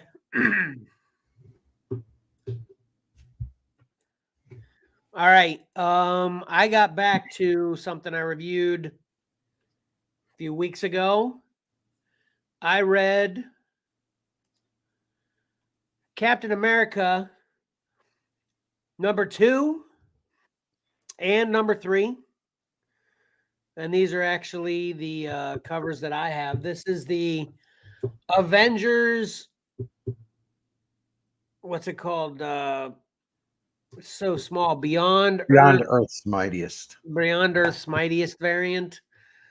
This is the one I was saying was similar to that one book that was in Cover Combat 7. You know how they're all kind of coming out to you that in that formation, Yep. Which I thought was interesting about this cover before I get into the book. I mean, why are all these characters here, but then there's a window box with Submariner? That doesn't seem odd. Yeah. This is, what I thought when I first saw this is like one of my YouTube thumbs from before. It's like I just had a square, so I just put it in the corner or something. It just seemed kind of odd because, just to let you know before I get into the thick of this review, none of these characters on this cover are in this book except Cap, of course. Yeah. So it doesn't make sense that if it was part of the storyline, something like that's what why he exactly. was separate. But yeah, yeah. Do you think there'd be something different with the rest of the characters? And actually, I'm going to slightly correct. Oh no, it's not. It's not Monica Rambeau. Okay, Misty Knight's in this book, but not Monica Rambeau. But anyway, yeah, there's no difference between the rest of these characters and Submariner as far as the story is concerned. So why make them different on the cover? It's just weird, Yeah. Anyway, so starting with #2, and this has Spider-Man on the cover, and I'm pleased to report that Spider-Man is actually in this book, but it's very interesting. It's a very short segment where Spider-Man asks for Cap's help, and Spider-Man and Cap kind of wait in this alley waiting for the Sinister Six. Or basically Spider-Man's heard that Sinister Six is coming to try to kill him again, of course. So he goes to Cap and he's like, "Hey man, can you help me out?" Cap's like, "Sure." So they go wait. And then Spider-Man gets news from somebody that plans have changed and they aren't coming. So literally we got like a page of them waiting, not even talking and waiting too, just waiting to ultimately call off their wait. And Spider-Man's like, "Well, thanks anyway, buddy." And Cap's like, "Well, yeah, sure. I got time for this, That's weird. It is weird. It is weird, especially with kind of an action shot with Spidey being on the cover. Literally in the book, it's just them sitting in an alleyway or something. Maybe they told Straczynski, "Look, you need to put Spider-Man in this book." He's like, "But he's not going to fit into my story. Put him in the book." Okay. Maybe. So he's in there. Yeah. So anyway, like you just said, the writer's J. Michael Straczynski, and the artist is Jesus Saez. Sorry if I'm mispronouncing there. And I'm going to point this out again. This is volume 11, and I actually read another Captain America book that I was thinking about including with this review that I wanted to I'm not going to review it because I read it and I wish I would have waited to read it after. So here's the series of the latest volumes of Captain America that I just finally deduced by what I've been reading lately. Okay.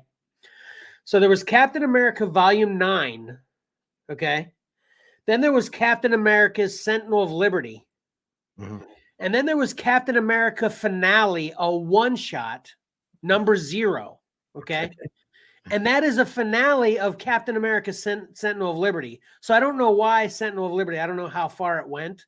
I don't know why that would, however, say there was 30 of them. I don't know why the finale number 0 wasn't just Captain America Sentinel of Liberty number 31. Right. You Just know what I mean? continue the numbering, and it's the last one. Yeah, because I read Captain America the finale number 0 because I thought it would be either a news story or a one-shot.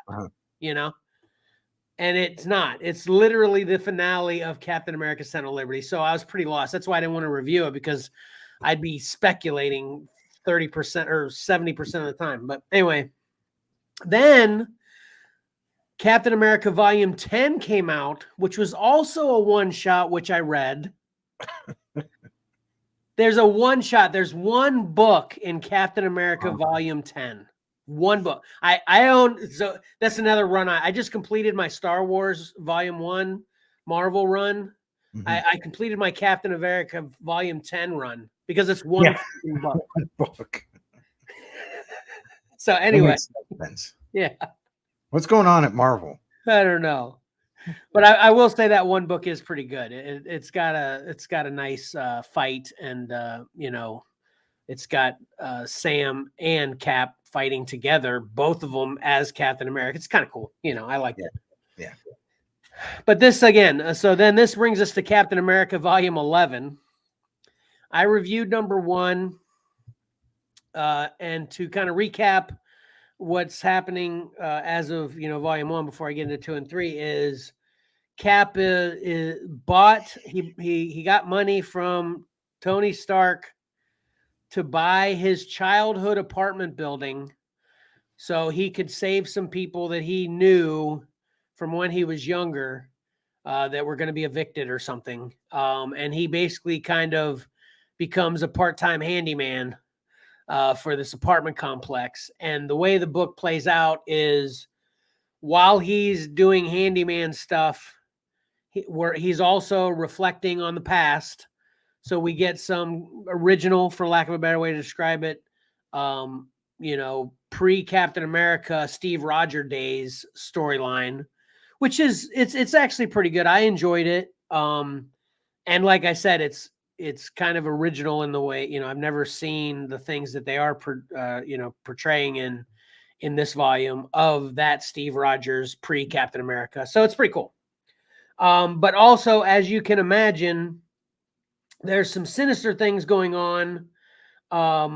There's a demon called Asmodee that's been using the body of this man named Travis Lane to recruit AIM, AIM, the acronym AIM, scientists for this new sinister plan they have. So there's kind of 3 things going on in 1, 2, and 3. That kind of all crosses over all 3 of these first issues. Like I said, we're seeing Captain America in modern day fixing apartments and getting requests from Spider-Man to help him out with fights that don't happen.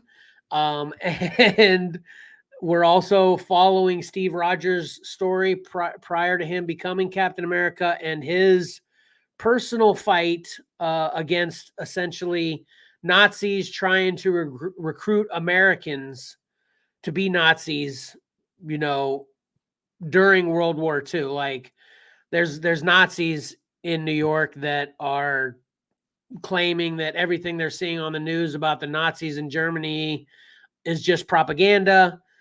So just join us so we can fight the people that are pushing this propaganda. That's what they're selling. Of course, Steve is smarter than that. He's like, you're an idiot. We're not buying it. Get out of our city. And of course, these Nazis are all like, what are you doing, you scrawny punk? Get out of here. We're going to beat you up, which they do. And of course, then you get the classic, I can do this all day, Captain America kind of thing happening, where he tries to take on, 10 Nazis at once, but he's still a little scrawny kid. So he keeps getting his butt kicked. But it's fine. It's pretty funny for most of it. Fun as well. And I don't mind it. Although 3 issues in, it's like, okay, I'm kind of over this now. But basically what's happening, this demon is, and I think this is why this book intentionally is kind of jumping around in time. So this demon is going after significant people in time that make great changes in history. Hypothetically, like, JFK and Abraham Lincoln and Steve Rogers, and Harriet Tubman, all these classical historical figures that played major roles in not only events in history, but also, just motivating so many other people to be right, be good, Yeah. So yeah, they brought about big social change. Exactly. So there's a little twist on this. He's not just going after these people like to kill them, because then they become martyrs, and their legacy still exists. What he's trying to do is get to them before they become anyone, and make them completely forgotten. So they become nobodies. Yeah, exactly. So I can't remember exactly the term they use for them, but they have a term for them. And Steve is one of them, of course. So this demon, the way part 3 wraps up, or issue 3 wraps up, is with this demon that has actually taken on a new host of a man that has also been injected with super soldier serum type things. And he's got this great suit of armor. He's actually going to go after Steve. That's the end of issue 3. I'm blanking on his name right now too. I'm not sure if this is a key or not. I feel like I've seen this character before, but it seems pretty original. But yeah, at the end of issue 3 is when they first meet up, and it was literally the last page of the book. So it's right. So I'm assuming starting with issue 4, we start to get some action, because aside from some, getting his butt kicked pre-Captain America days and a very minimal scene of Spider-Man, I shouldn't even call that an action scene. I told you what happened there, Yeah. There's like no action in this book. It's very slow. It's very story oriented, but it's definitely entertaining and compelling. I'm just ready. I'm ready for us to get where we're going with this, or to get some action. I don't want it to be over. I don't need the story arc to be over with issue 4, but let's get a little bit of Cap action going on. You know what I mean? Yeah. It's almost like there should be an unwritten rule that superhero comics should have a fight in every single issue. Yeah, exactly. That sounds like it'd be fair. Yeah. Like literally they could have, instead of making Spider-Man and Captain America just sit around for a minute and wait for the Sinister Six that never show up, they could have had them show up for a minute and just used one page to show how Cap took his time away from fixing the apartment building to fighting with Spider-Man. It could have been just one page. You know what I mean? So yeah. Or they could have not shown up, and they're like, look, we're here. We've got so much muscle. Look at that thug over there. Look at that bad criminal. Let's just go beat that guy up. Perfect. Beat up just a street criminal. Perfect. We should write a comic book. Guarantee there'll be a fight in every issue. Yeah, definitely. Yeah. Oh, I just wanted a little extra mention too. Misty Knight and Doctor Strange are both in issue 3. Well, actually, this is kind of funny. So Misty Knight is in issue number 3. This is like I said, this is a variant. But she's got some trouble going on in her neck of the woods. She asked for Captain America to come kind of give his input because this guy gets murdered, and then there's a bunch of, like I said, the main villain of this is a demon. So there's like demonic writing all over the wall, and in the demonic writing is in one of the parts of the demonic writing is a Captain America shield. So Misty Knight calls Captain America, "Hey, look at this! Check this out!" So, and then, like I said, I started to say Doctor Strange is in this, but it's really not Doctor Strange. I don't know whether this is a cross Marvel thing or not, but Doctor Strange is actually putting his aura in, or whatever you call it. I'm forgetting the word, into action figures that look like Doctor Strange. So there's Doctor Strange isn't in this. There's a Doctor Strange action figure. No lie, I'm not even kidding. That comes out of this portal and talks to Cap as a Doctor Strange action figure. It's such a funny thing, It's like, why not just be an illusion standing there? Why is this literally? Because I was actually getting ready to be critical of the art. I was like, what is going on with this art? It looks like an action figure. Until I read further, and it actually is Doctor Strange talking about how he's using these action figures as himself so he can be more places, all kinds of places at once, because he's got so much going on, So. Well, I guess I was going to say a hologram would actually look cooler. Right. Can the action figure, is it tangible? Can he touch things? Can he, where a hologram can't? That's true. Actually, they might have made mention of that too. He likes to actually be embodied somehow everywhere he is, so he can maybe, like you said, touch things. Yeah. So anyway, that's weird. it was amusing and short-lived, so it was fine. So I think this story is being written really well. The art is good, and it's definitely compelling. I'll definitely still give 2 and 3 both get it's, and if what they set up right at the end of issue 3 is as awesome as I hope it is in issue 4, I might actually retroactively call this run so far must have, especially for Cap fans. But as of right now, but it's definitely at least a solid get it. Captain America, Volume 11, issue 2 and 3. That's it. Yep.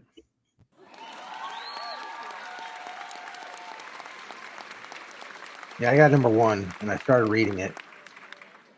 Yeah, I think you mentioned that. Yeah. It is a little slow. I think that's what you said about it too. It wasn't interesting, so you kind of bailed, right?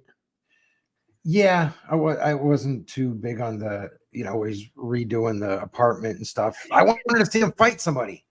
Right. So.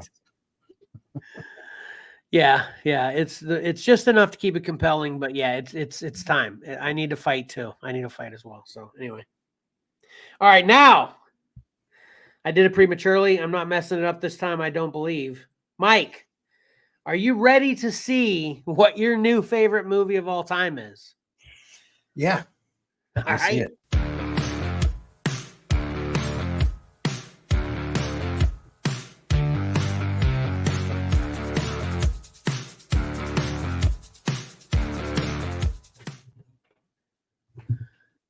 All right, Psych, we're doing a show first. This is Amazing Stories. I'm going to get around to it, Mike. I'm going to get around. Be patient. I know you really want to know what your favorite new favorite movie is. But first of all, I just want to talk about this real quick. This is Amazing Stories on Apple TV. This is actually a Steven Spielberg show, original Apple TV show. And it's, Twilight Zone-y, kind of what Outer Limit, whatever, it's short story, kind of sci-fi fantasy kind of things. I was really attracted to this because, Steven Spielberg's definitely in my top 5 favorite directors of all time, first of all. But then also there's one story that is comic booky. I actually haven't gotten to that yet. This is six short stories, and this is from 2020, so I think it's done. It's just 6 interesting short stories. I watched the first one, which is a. Have you ever seen the Time Traveler's Wife, Mike? No. Are you familiar with it? No. Oh man, you got to check that one out. That's one of.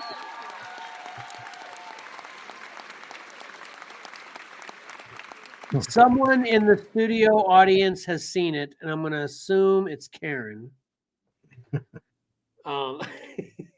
It's definitely one of my wife's favorite books, and then she loved the movie as well. So if you're familiar with that at all, the first episode of this series is extremely similar to that. It stars Dylan. Every episode has some big stars in it. This first episode has Dylan O'Brien of Maze Runner fame in it, and him and his brother are kind of fixer-upper. They're house flippers. They're fixing up houses. He goes into this house, and there's a barometer and an event that happens that makes him go back in time, and then he falls in love with this girl, and things happen. It's very lovey-dovey love story kind of thing. There's not a lot of, and I think it definitely fell short, in my opinion, of explaining why what's happening is happening. Kind of seemed a little hokey. Like it seemed like the most important thing to me that needed to make sense was the time traveling in this episode. And it seemed like it was an afterthought as far as the storytelling was concerned. It's like, okay, yeah, he travels through time, but look at this. This is what's awesome, Right. Which I think it should have been at least equal or maybe opposite. But I watched the first episode, and it's okay. My wife loved it, like I said, but I think it's not as good as I was hoping it to be. I'm still going to check out the rest and follow up. I just want to mention it real quick, though, because it's 2020, and it's Steven Spielberg, Apple original. One of these kind of hidden gems again that I feel like I found. I'm hoping the rest of the episodes, and like I said, one of them is a comic book story that I'm definitely going to get to soon. But that's Amazing Stories on Apple TV. Go ahead and check it out. I'll give the first episode 5.5, 6 out of 10 bags of popcorn, which isn't horrible. It's just not good in my opinion. So we'll see where it goes from here. I might revisit a review on this depending on how the other episodes are. So, but Jesse liked it, so there's obviously an audience for it. Right. Fact. Yes, that's true. Yeah. All right, Mike, you ready now? Yeah. All right, I'm going to set you up here in a couple different ways, and trust me, there's a point here, okay? Mm-hmm. All right, so I watched Turbo Kid on Peacock, okay? Is that Rutger Hauer? That is not Rutger Hauer, but you do know who that is. Looks like him. Who is it? That is none other than I've got the pic right here.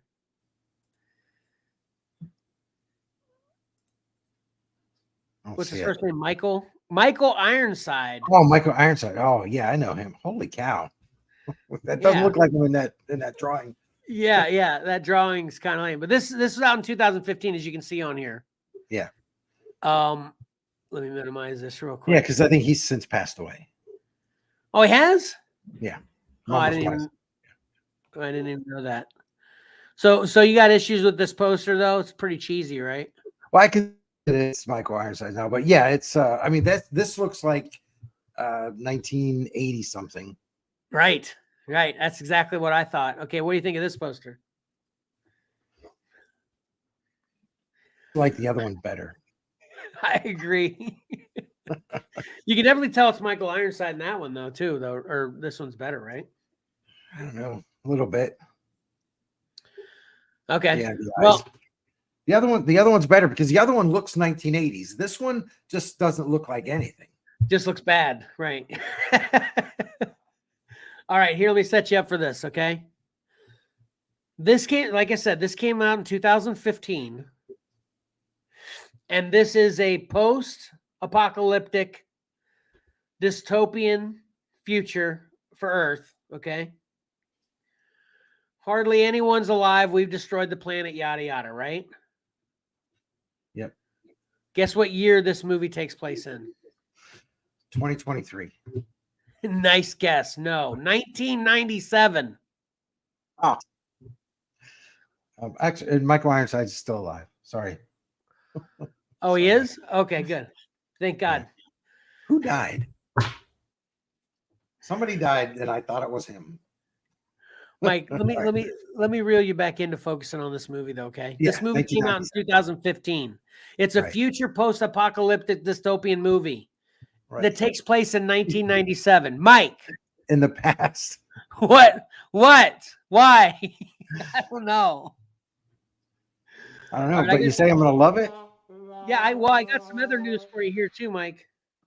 How does that sound to you so far? Where are you at? How are you feeling for this yet? I'm kind of interested to see about a futuristic movie that's set in the past of our time.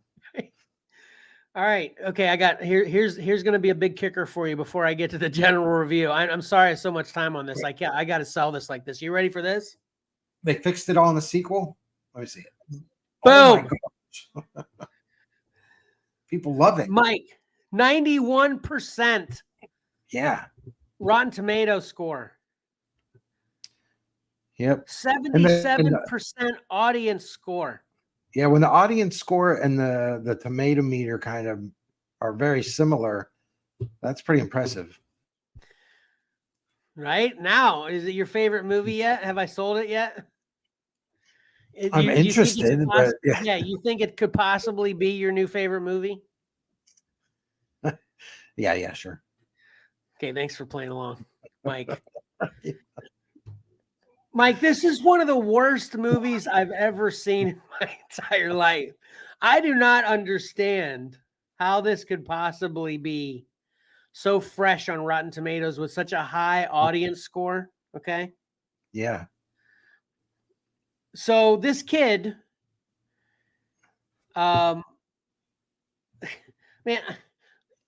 this might be a good movie if me and you made it. Remember that Batman movie we made in the 90s? Yeah, in the backyard of my parents' house, right? Yeah, it was awesome. That's the quality of this movie, and I'm not even I'm not exaggerating at all, okay?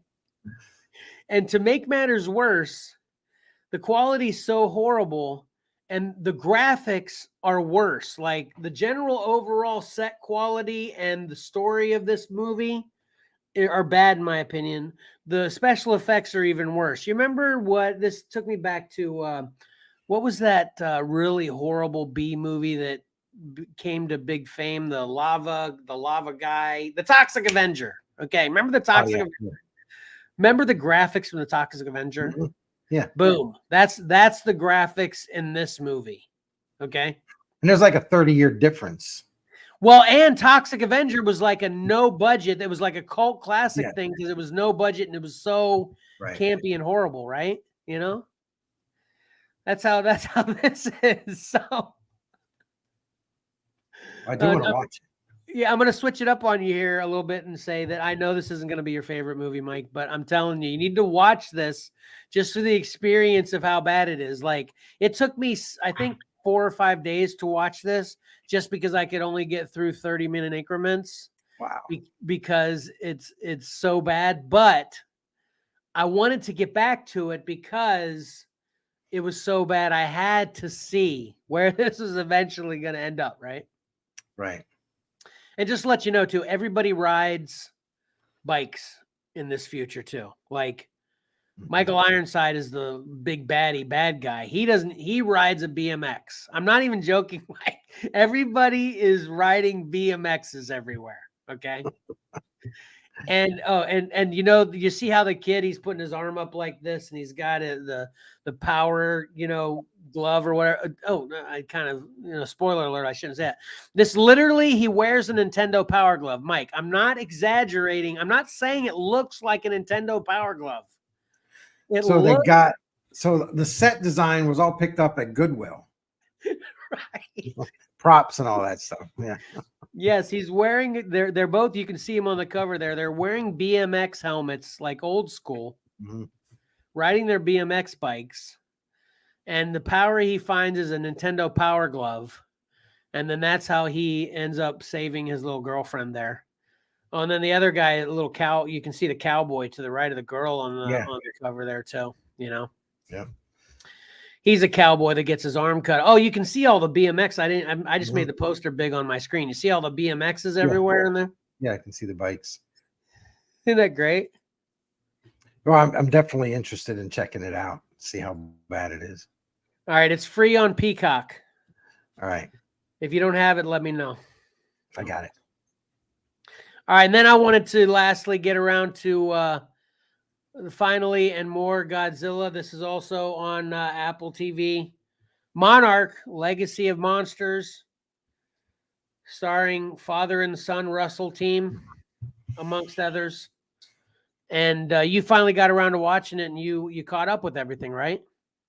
I think I'm caught up with it. I'm just racking my brain trying to remember how the last episode that aired ended, because the series isn't done, but it's coming out every week, and we think maybe Thursdays.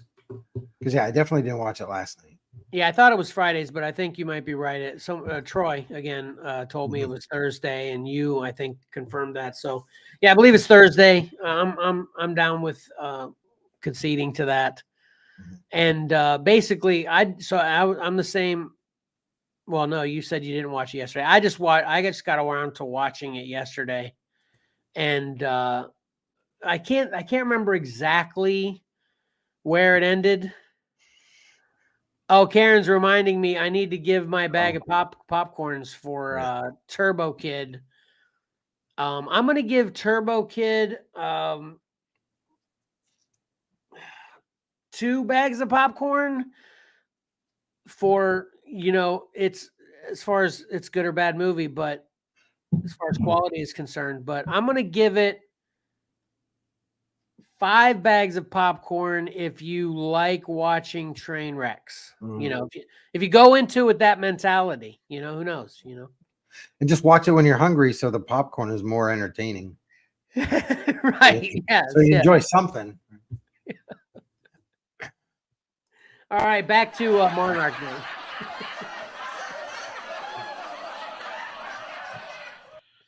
So I can't remember exactly where the latest episode ended, Mike, but I can let you know that they actually made it back to the States, and they're investigating around San Francisco.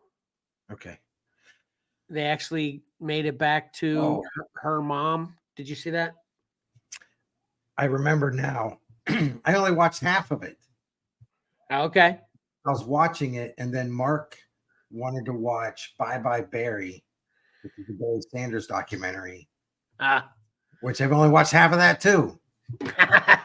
We talked about this last week or a couple weeks ago. You've got a stack of half-read books and a DVR with half-watched streaming shows. Yeah. So I remember them getting they were rescued where they were in was it Alaska? They were up in Alaska, and they were rescued. Oh, that's right. They were rescued by the bad guys. Exactly. Yep. They were rescued by Monarch.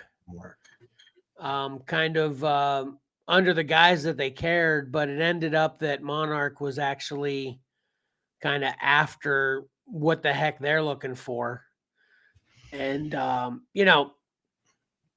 going to give this a similar review to first of all, what are you thinking about the show in general? Are you enjoying it? Like, where are you at on this personally? Yeah, I'm enjoying it for different reasons. It's well done.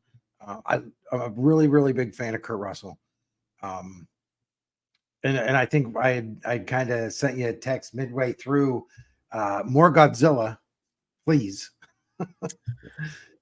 So he hasn't really shown up a whole lot, but like you said, there are other monsters. So it's, we're not lacking in action and excitement. Yeah. So yeah, I think it's great. I'm really loving it. All right. So 1 through 4, I agree with you. I think pretty much exactly with what you said. There's other monsters, which is cool. The story is very compelling. I like all the characters. What's going on with this, Monarch, the monster hunters, and these young people that are looking for answers about their father. There's a brother and sister that didn't even know each other existed, that they got together while looking for, or while their father supposedly, or they assumed he passed away. So that's how they kind of meet up. And then they think he isn't dead, so they're kind of on this mission to find him.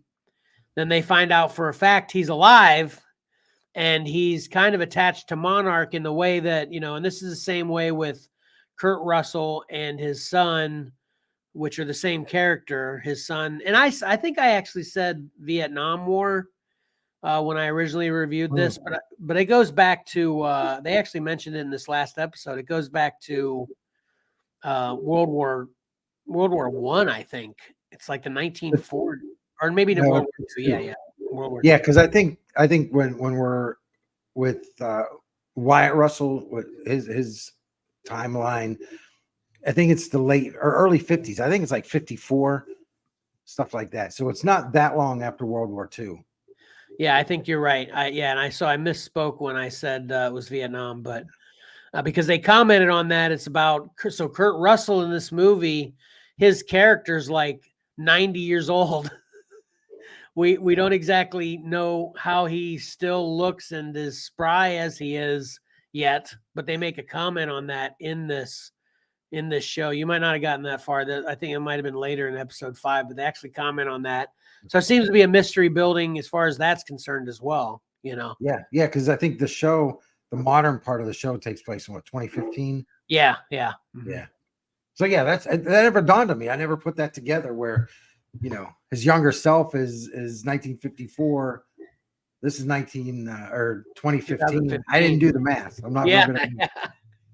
Yeah, he's supposed to be like 90 years old. So there's, like I said, there's something going on there. Yeah. And then basically what I'm not really spoiling anything because I don't think you enjoy it any more or less with what I'm getting ready to say. But yeah, basically the rest of episode 5 kind of focuses on the main character. I forget her name, the young Asian lady, her personal experience with what they're referring to as G-Day, which is the day Godzilla attacked San Francisco from the last Godzilla movie, Yeah. So this totally ties in with, the legendary Godzilla movies, so, and again, it's interesting, but like I started to say, I'm going to give this a similar review that I did to Captain America. Okay. I'm liking this. I'm totally agreeing with everything you said. It's very interesting, but I'm ready for something, ready for Godzilla. Yeah, exactly. I think most of the Godzilla stuff that we saw in this, wasn't it just movie shots? It was stuff from the movie that they've used in here. Yeah, that's what I was gonna say to kind of correct you or whatever. Yeah. When you said there's not much Godzilla in here, I was gonna say, well, there's technically no Godzilla in here because you do see Godzilla, but he's the Godzilla from the movie, the flashbacks or whatever, So yeah, Godzilla. They've got a big Godzilla on this poster. And it definitely seems to be in the trailer and stuff advertising itself as this Godzilla movie, which obviously you can see even if Godzilla never shows up why they're doing that, but they definitely should have some more action in it because I felt like in episode 5 the story didn't move forward enough. There wasn't anything compelling that was happening for the entire episode that they couldn't have gotten across in the first 5 minutes or 10 minutes of the episode. You know what I mean? Right, so basically, right. I'm just getting the feeling it's starting to be drawn out as opposed to getting us to a destination. So that's what I'm ready for. So I'm not giving this a negative review whatsoever. That's just like I said with Captain America. I'm ready for this for some stuff to be hitting the fan, essentially. Yep. Yeah, it might be. It was really good at the beginning, and then it might lull in the middle while they kind of drag it out to get the number of episodes they want, and then just hit us with everything. Yeah, yeah. So- So I'm really excited for episode 6 it'll be, and I think Karen told us a couple weeks ago too. There's 10 episodes in this, I think is what Karen told us. Yeah, that's great.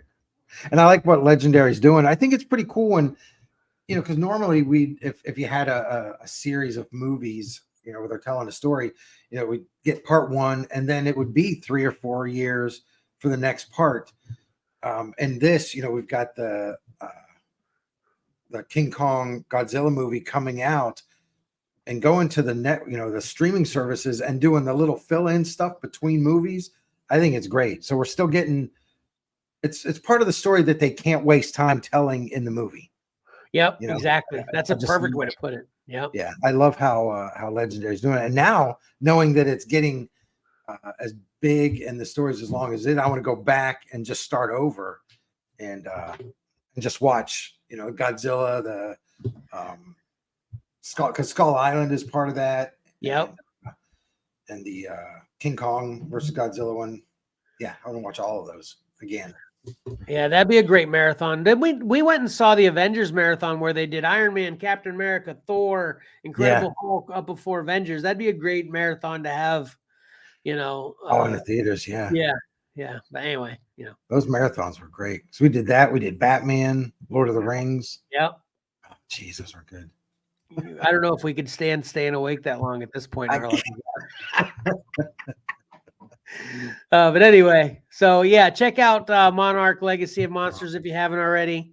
Apple TV original. Sorry if you don't have Apple TV. You know, find somebody you know that has it and get their codes, because I don't think Apple. No, don't get the codes. Just go over to their house. Oh, that too. Yeah. Hang out. Yeah.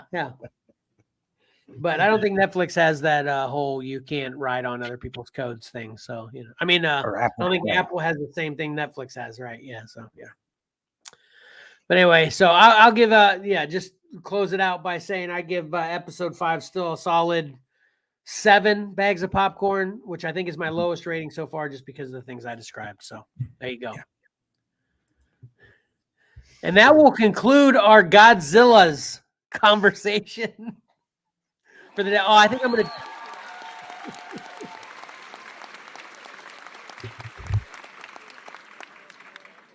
I have the title that just says Godzilla and more. I'm gonna change it to Godzillas. I'm gonna make that plural. Yep. It's funny. We actually kind of punted on this segment, the previews. We're putting it toward next week. But one of my books was Godzilla, the Ultimate Illustrated Guide. So it was even more Godzilla. Yeah, and actually I was thinking the only thing it was missing, I mentioned this to Troy yesterday because I tried to pick it up because I don't think I have it. If I do, I don't know where it is. But Justice League versus Godzilla versus King Kong #2 came out. Yeah. And I can't find mine, and it wasn't at my LCS yesterday. So that would have been a good review for today as well. Could have been an all Godzilla episode. Yeah, I'm kind of kicking myself for not getting that. I mean, it was the price. I had to cut. Yeah. Right. I got it. I should have made cuts elsewhere. Spider-Man, you're on the chopping block. No matter where you make cuts, you're always gonna probably feel some FOMO or whatever. But you know, you'll find it in dollar bins later. You know how that goes. Yeah. I hope so. All right, you ready to see how the three of us can recap this show? Oh, recap. All right, you sound ready. Nice.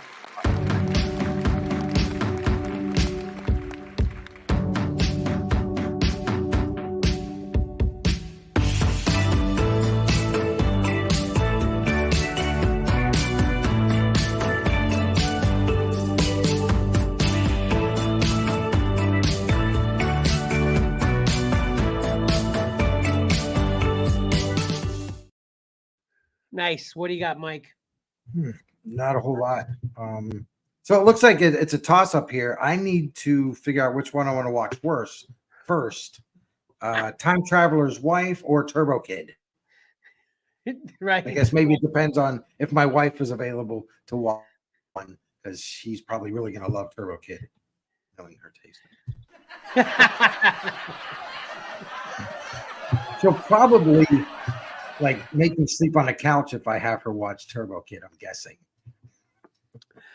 My advice, I'm going to chime right onto that with Turbo Kid. You can't trust Rotten Tomatoes all the time.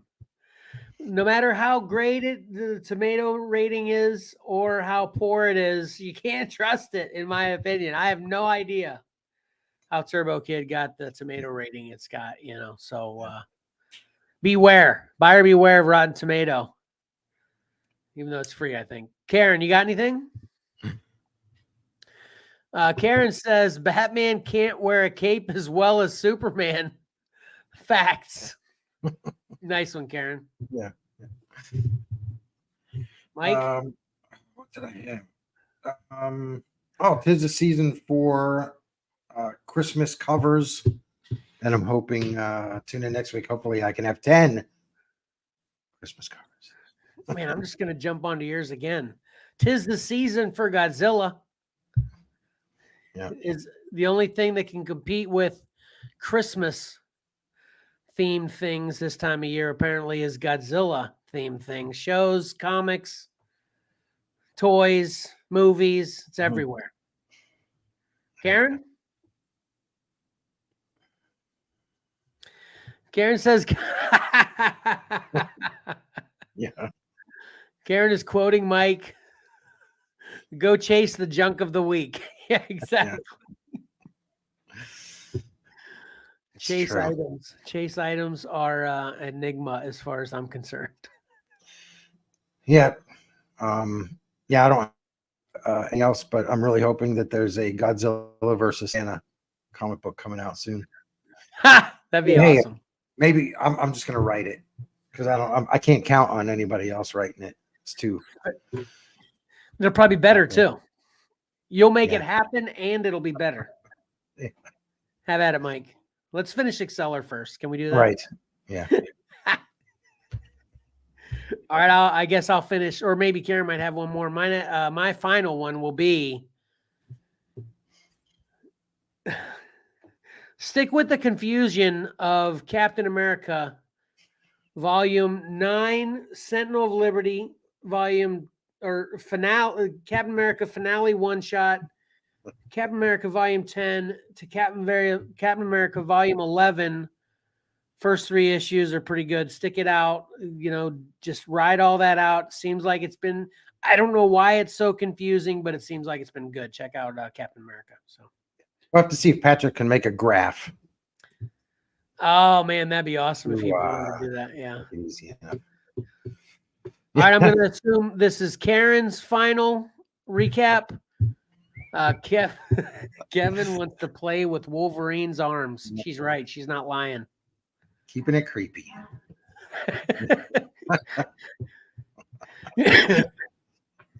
If you're just checking in now, see Pat's Collectibles on the horizon for what that's all about. So Right.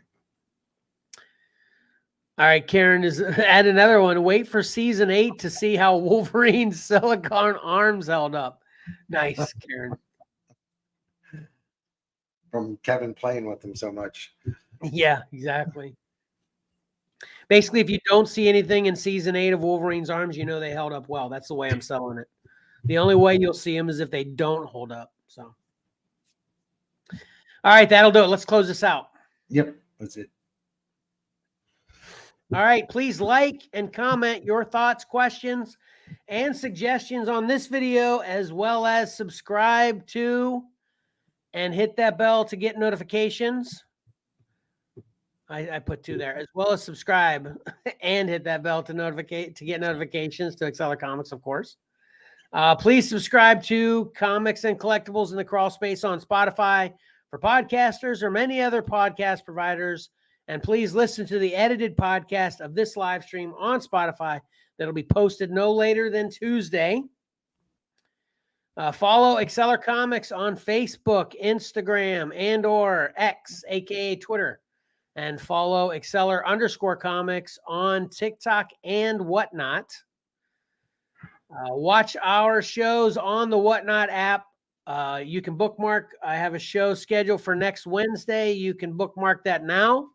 We have had Whatnot shows the last 2 weeks, so we're on a roll.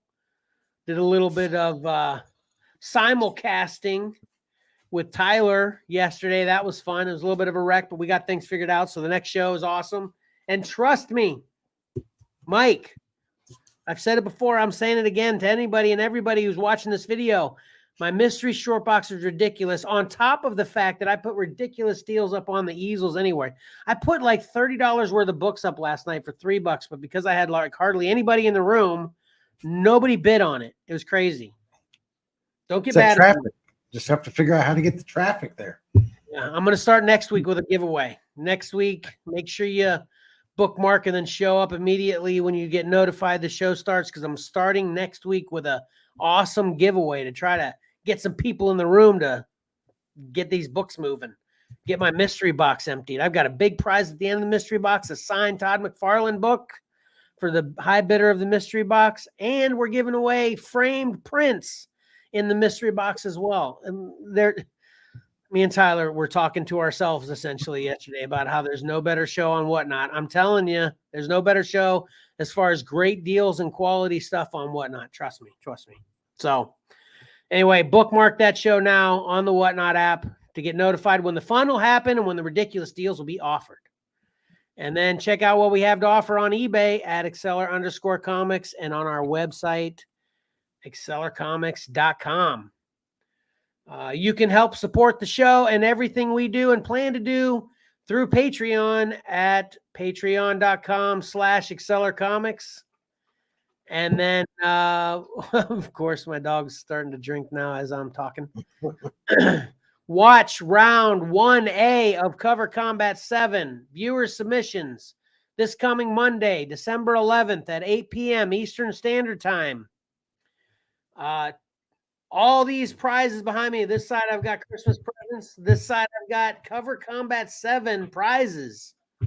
It's an excellent prize pool for whoever submitted covers for Cover Combat 7 has a 1 in 8 shot of getting. What do you think this is valued at, Mike? $300? Easily. Yeah, 1 in 8 shot of getting $300 worth of awesome stuff. If you are interested in getting involved in getting a awesome, high value prize, all you need to do is submit covers to me or Mike, for that matter. It doesn't matter. If anyone submits it to me, I send to Mike anyway. Yeah. Reach out to either one of us on YouTube, Facebook, Instagram, anywhere. Let us know you want to submit covers for Cover Combat 8. And you can have a 1 in 8 shot of getting $300 plus worth of great prizes in all of these things that we love. So I'm going to be reaching out to people to start getting Cover Combat 8 set up. So don't wait. If you're interested in submitting covers, let us know immediately. It's a lot of fun, and it can be worth a lot to you as well.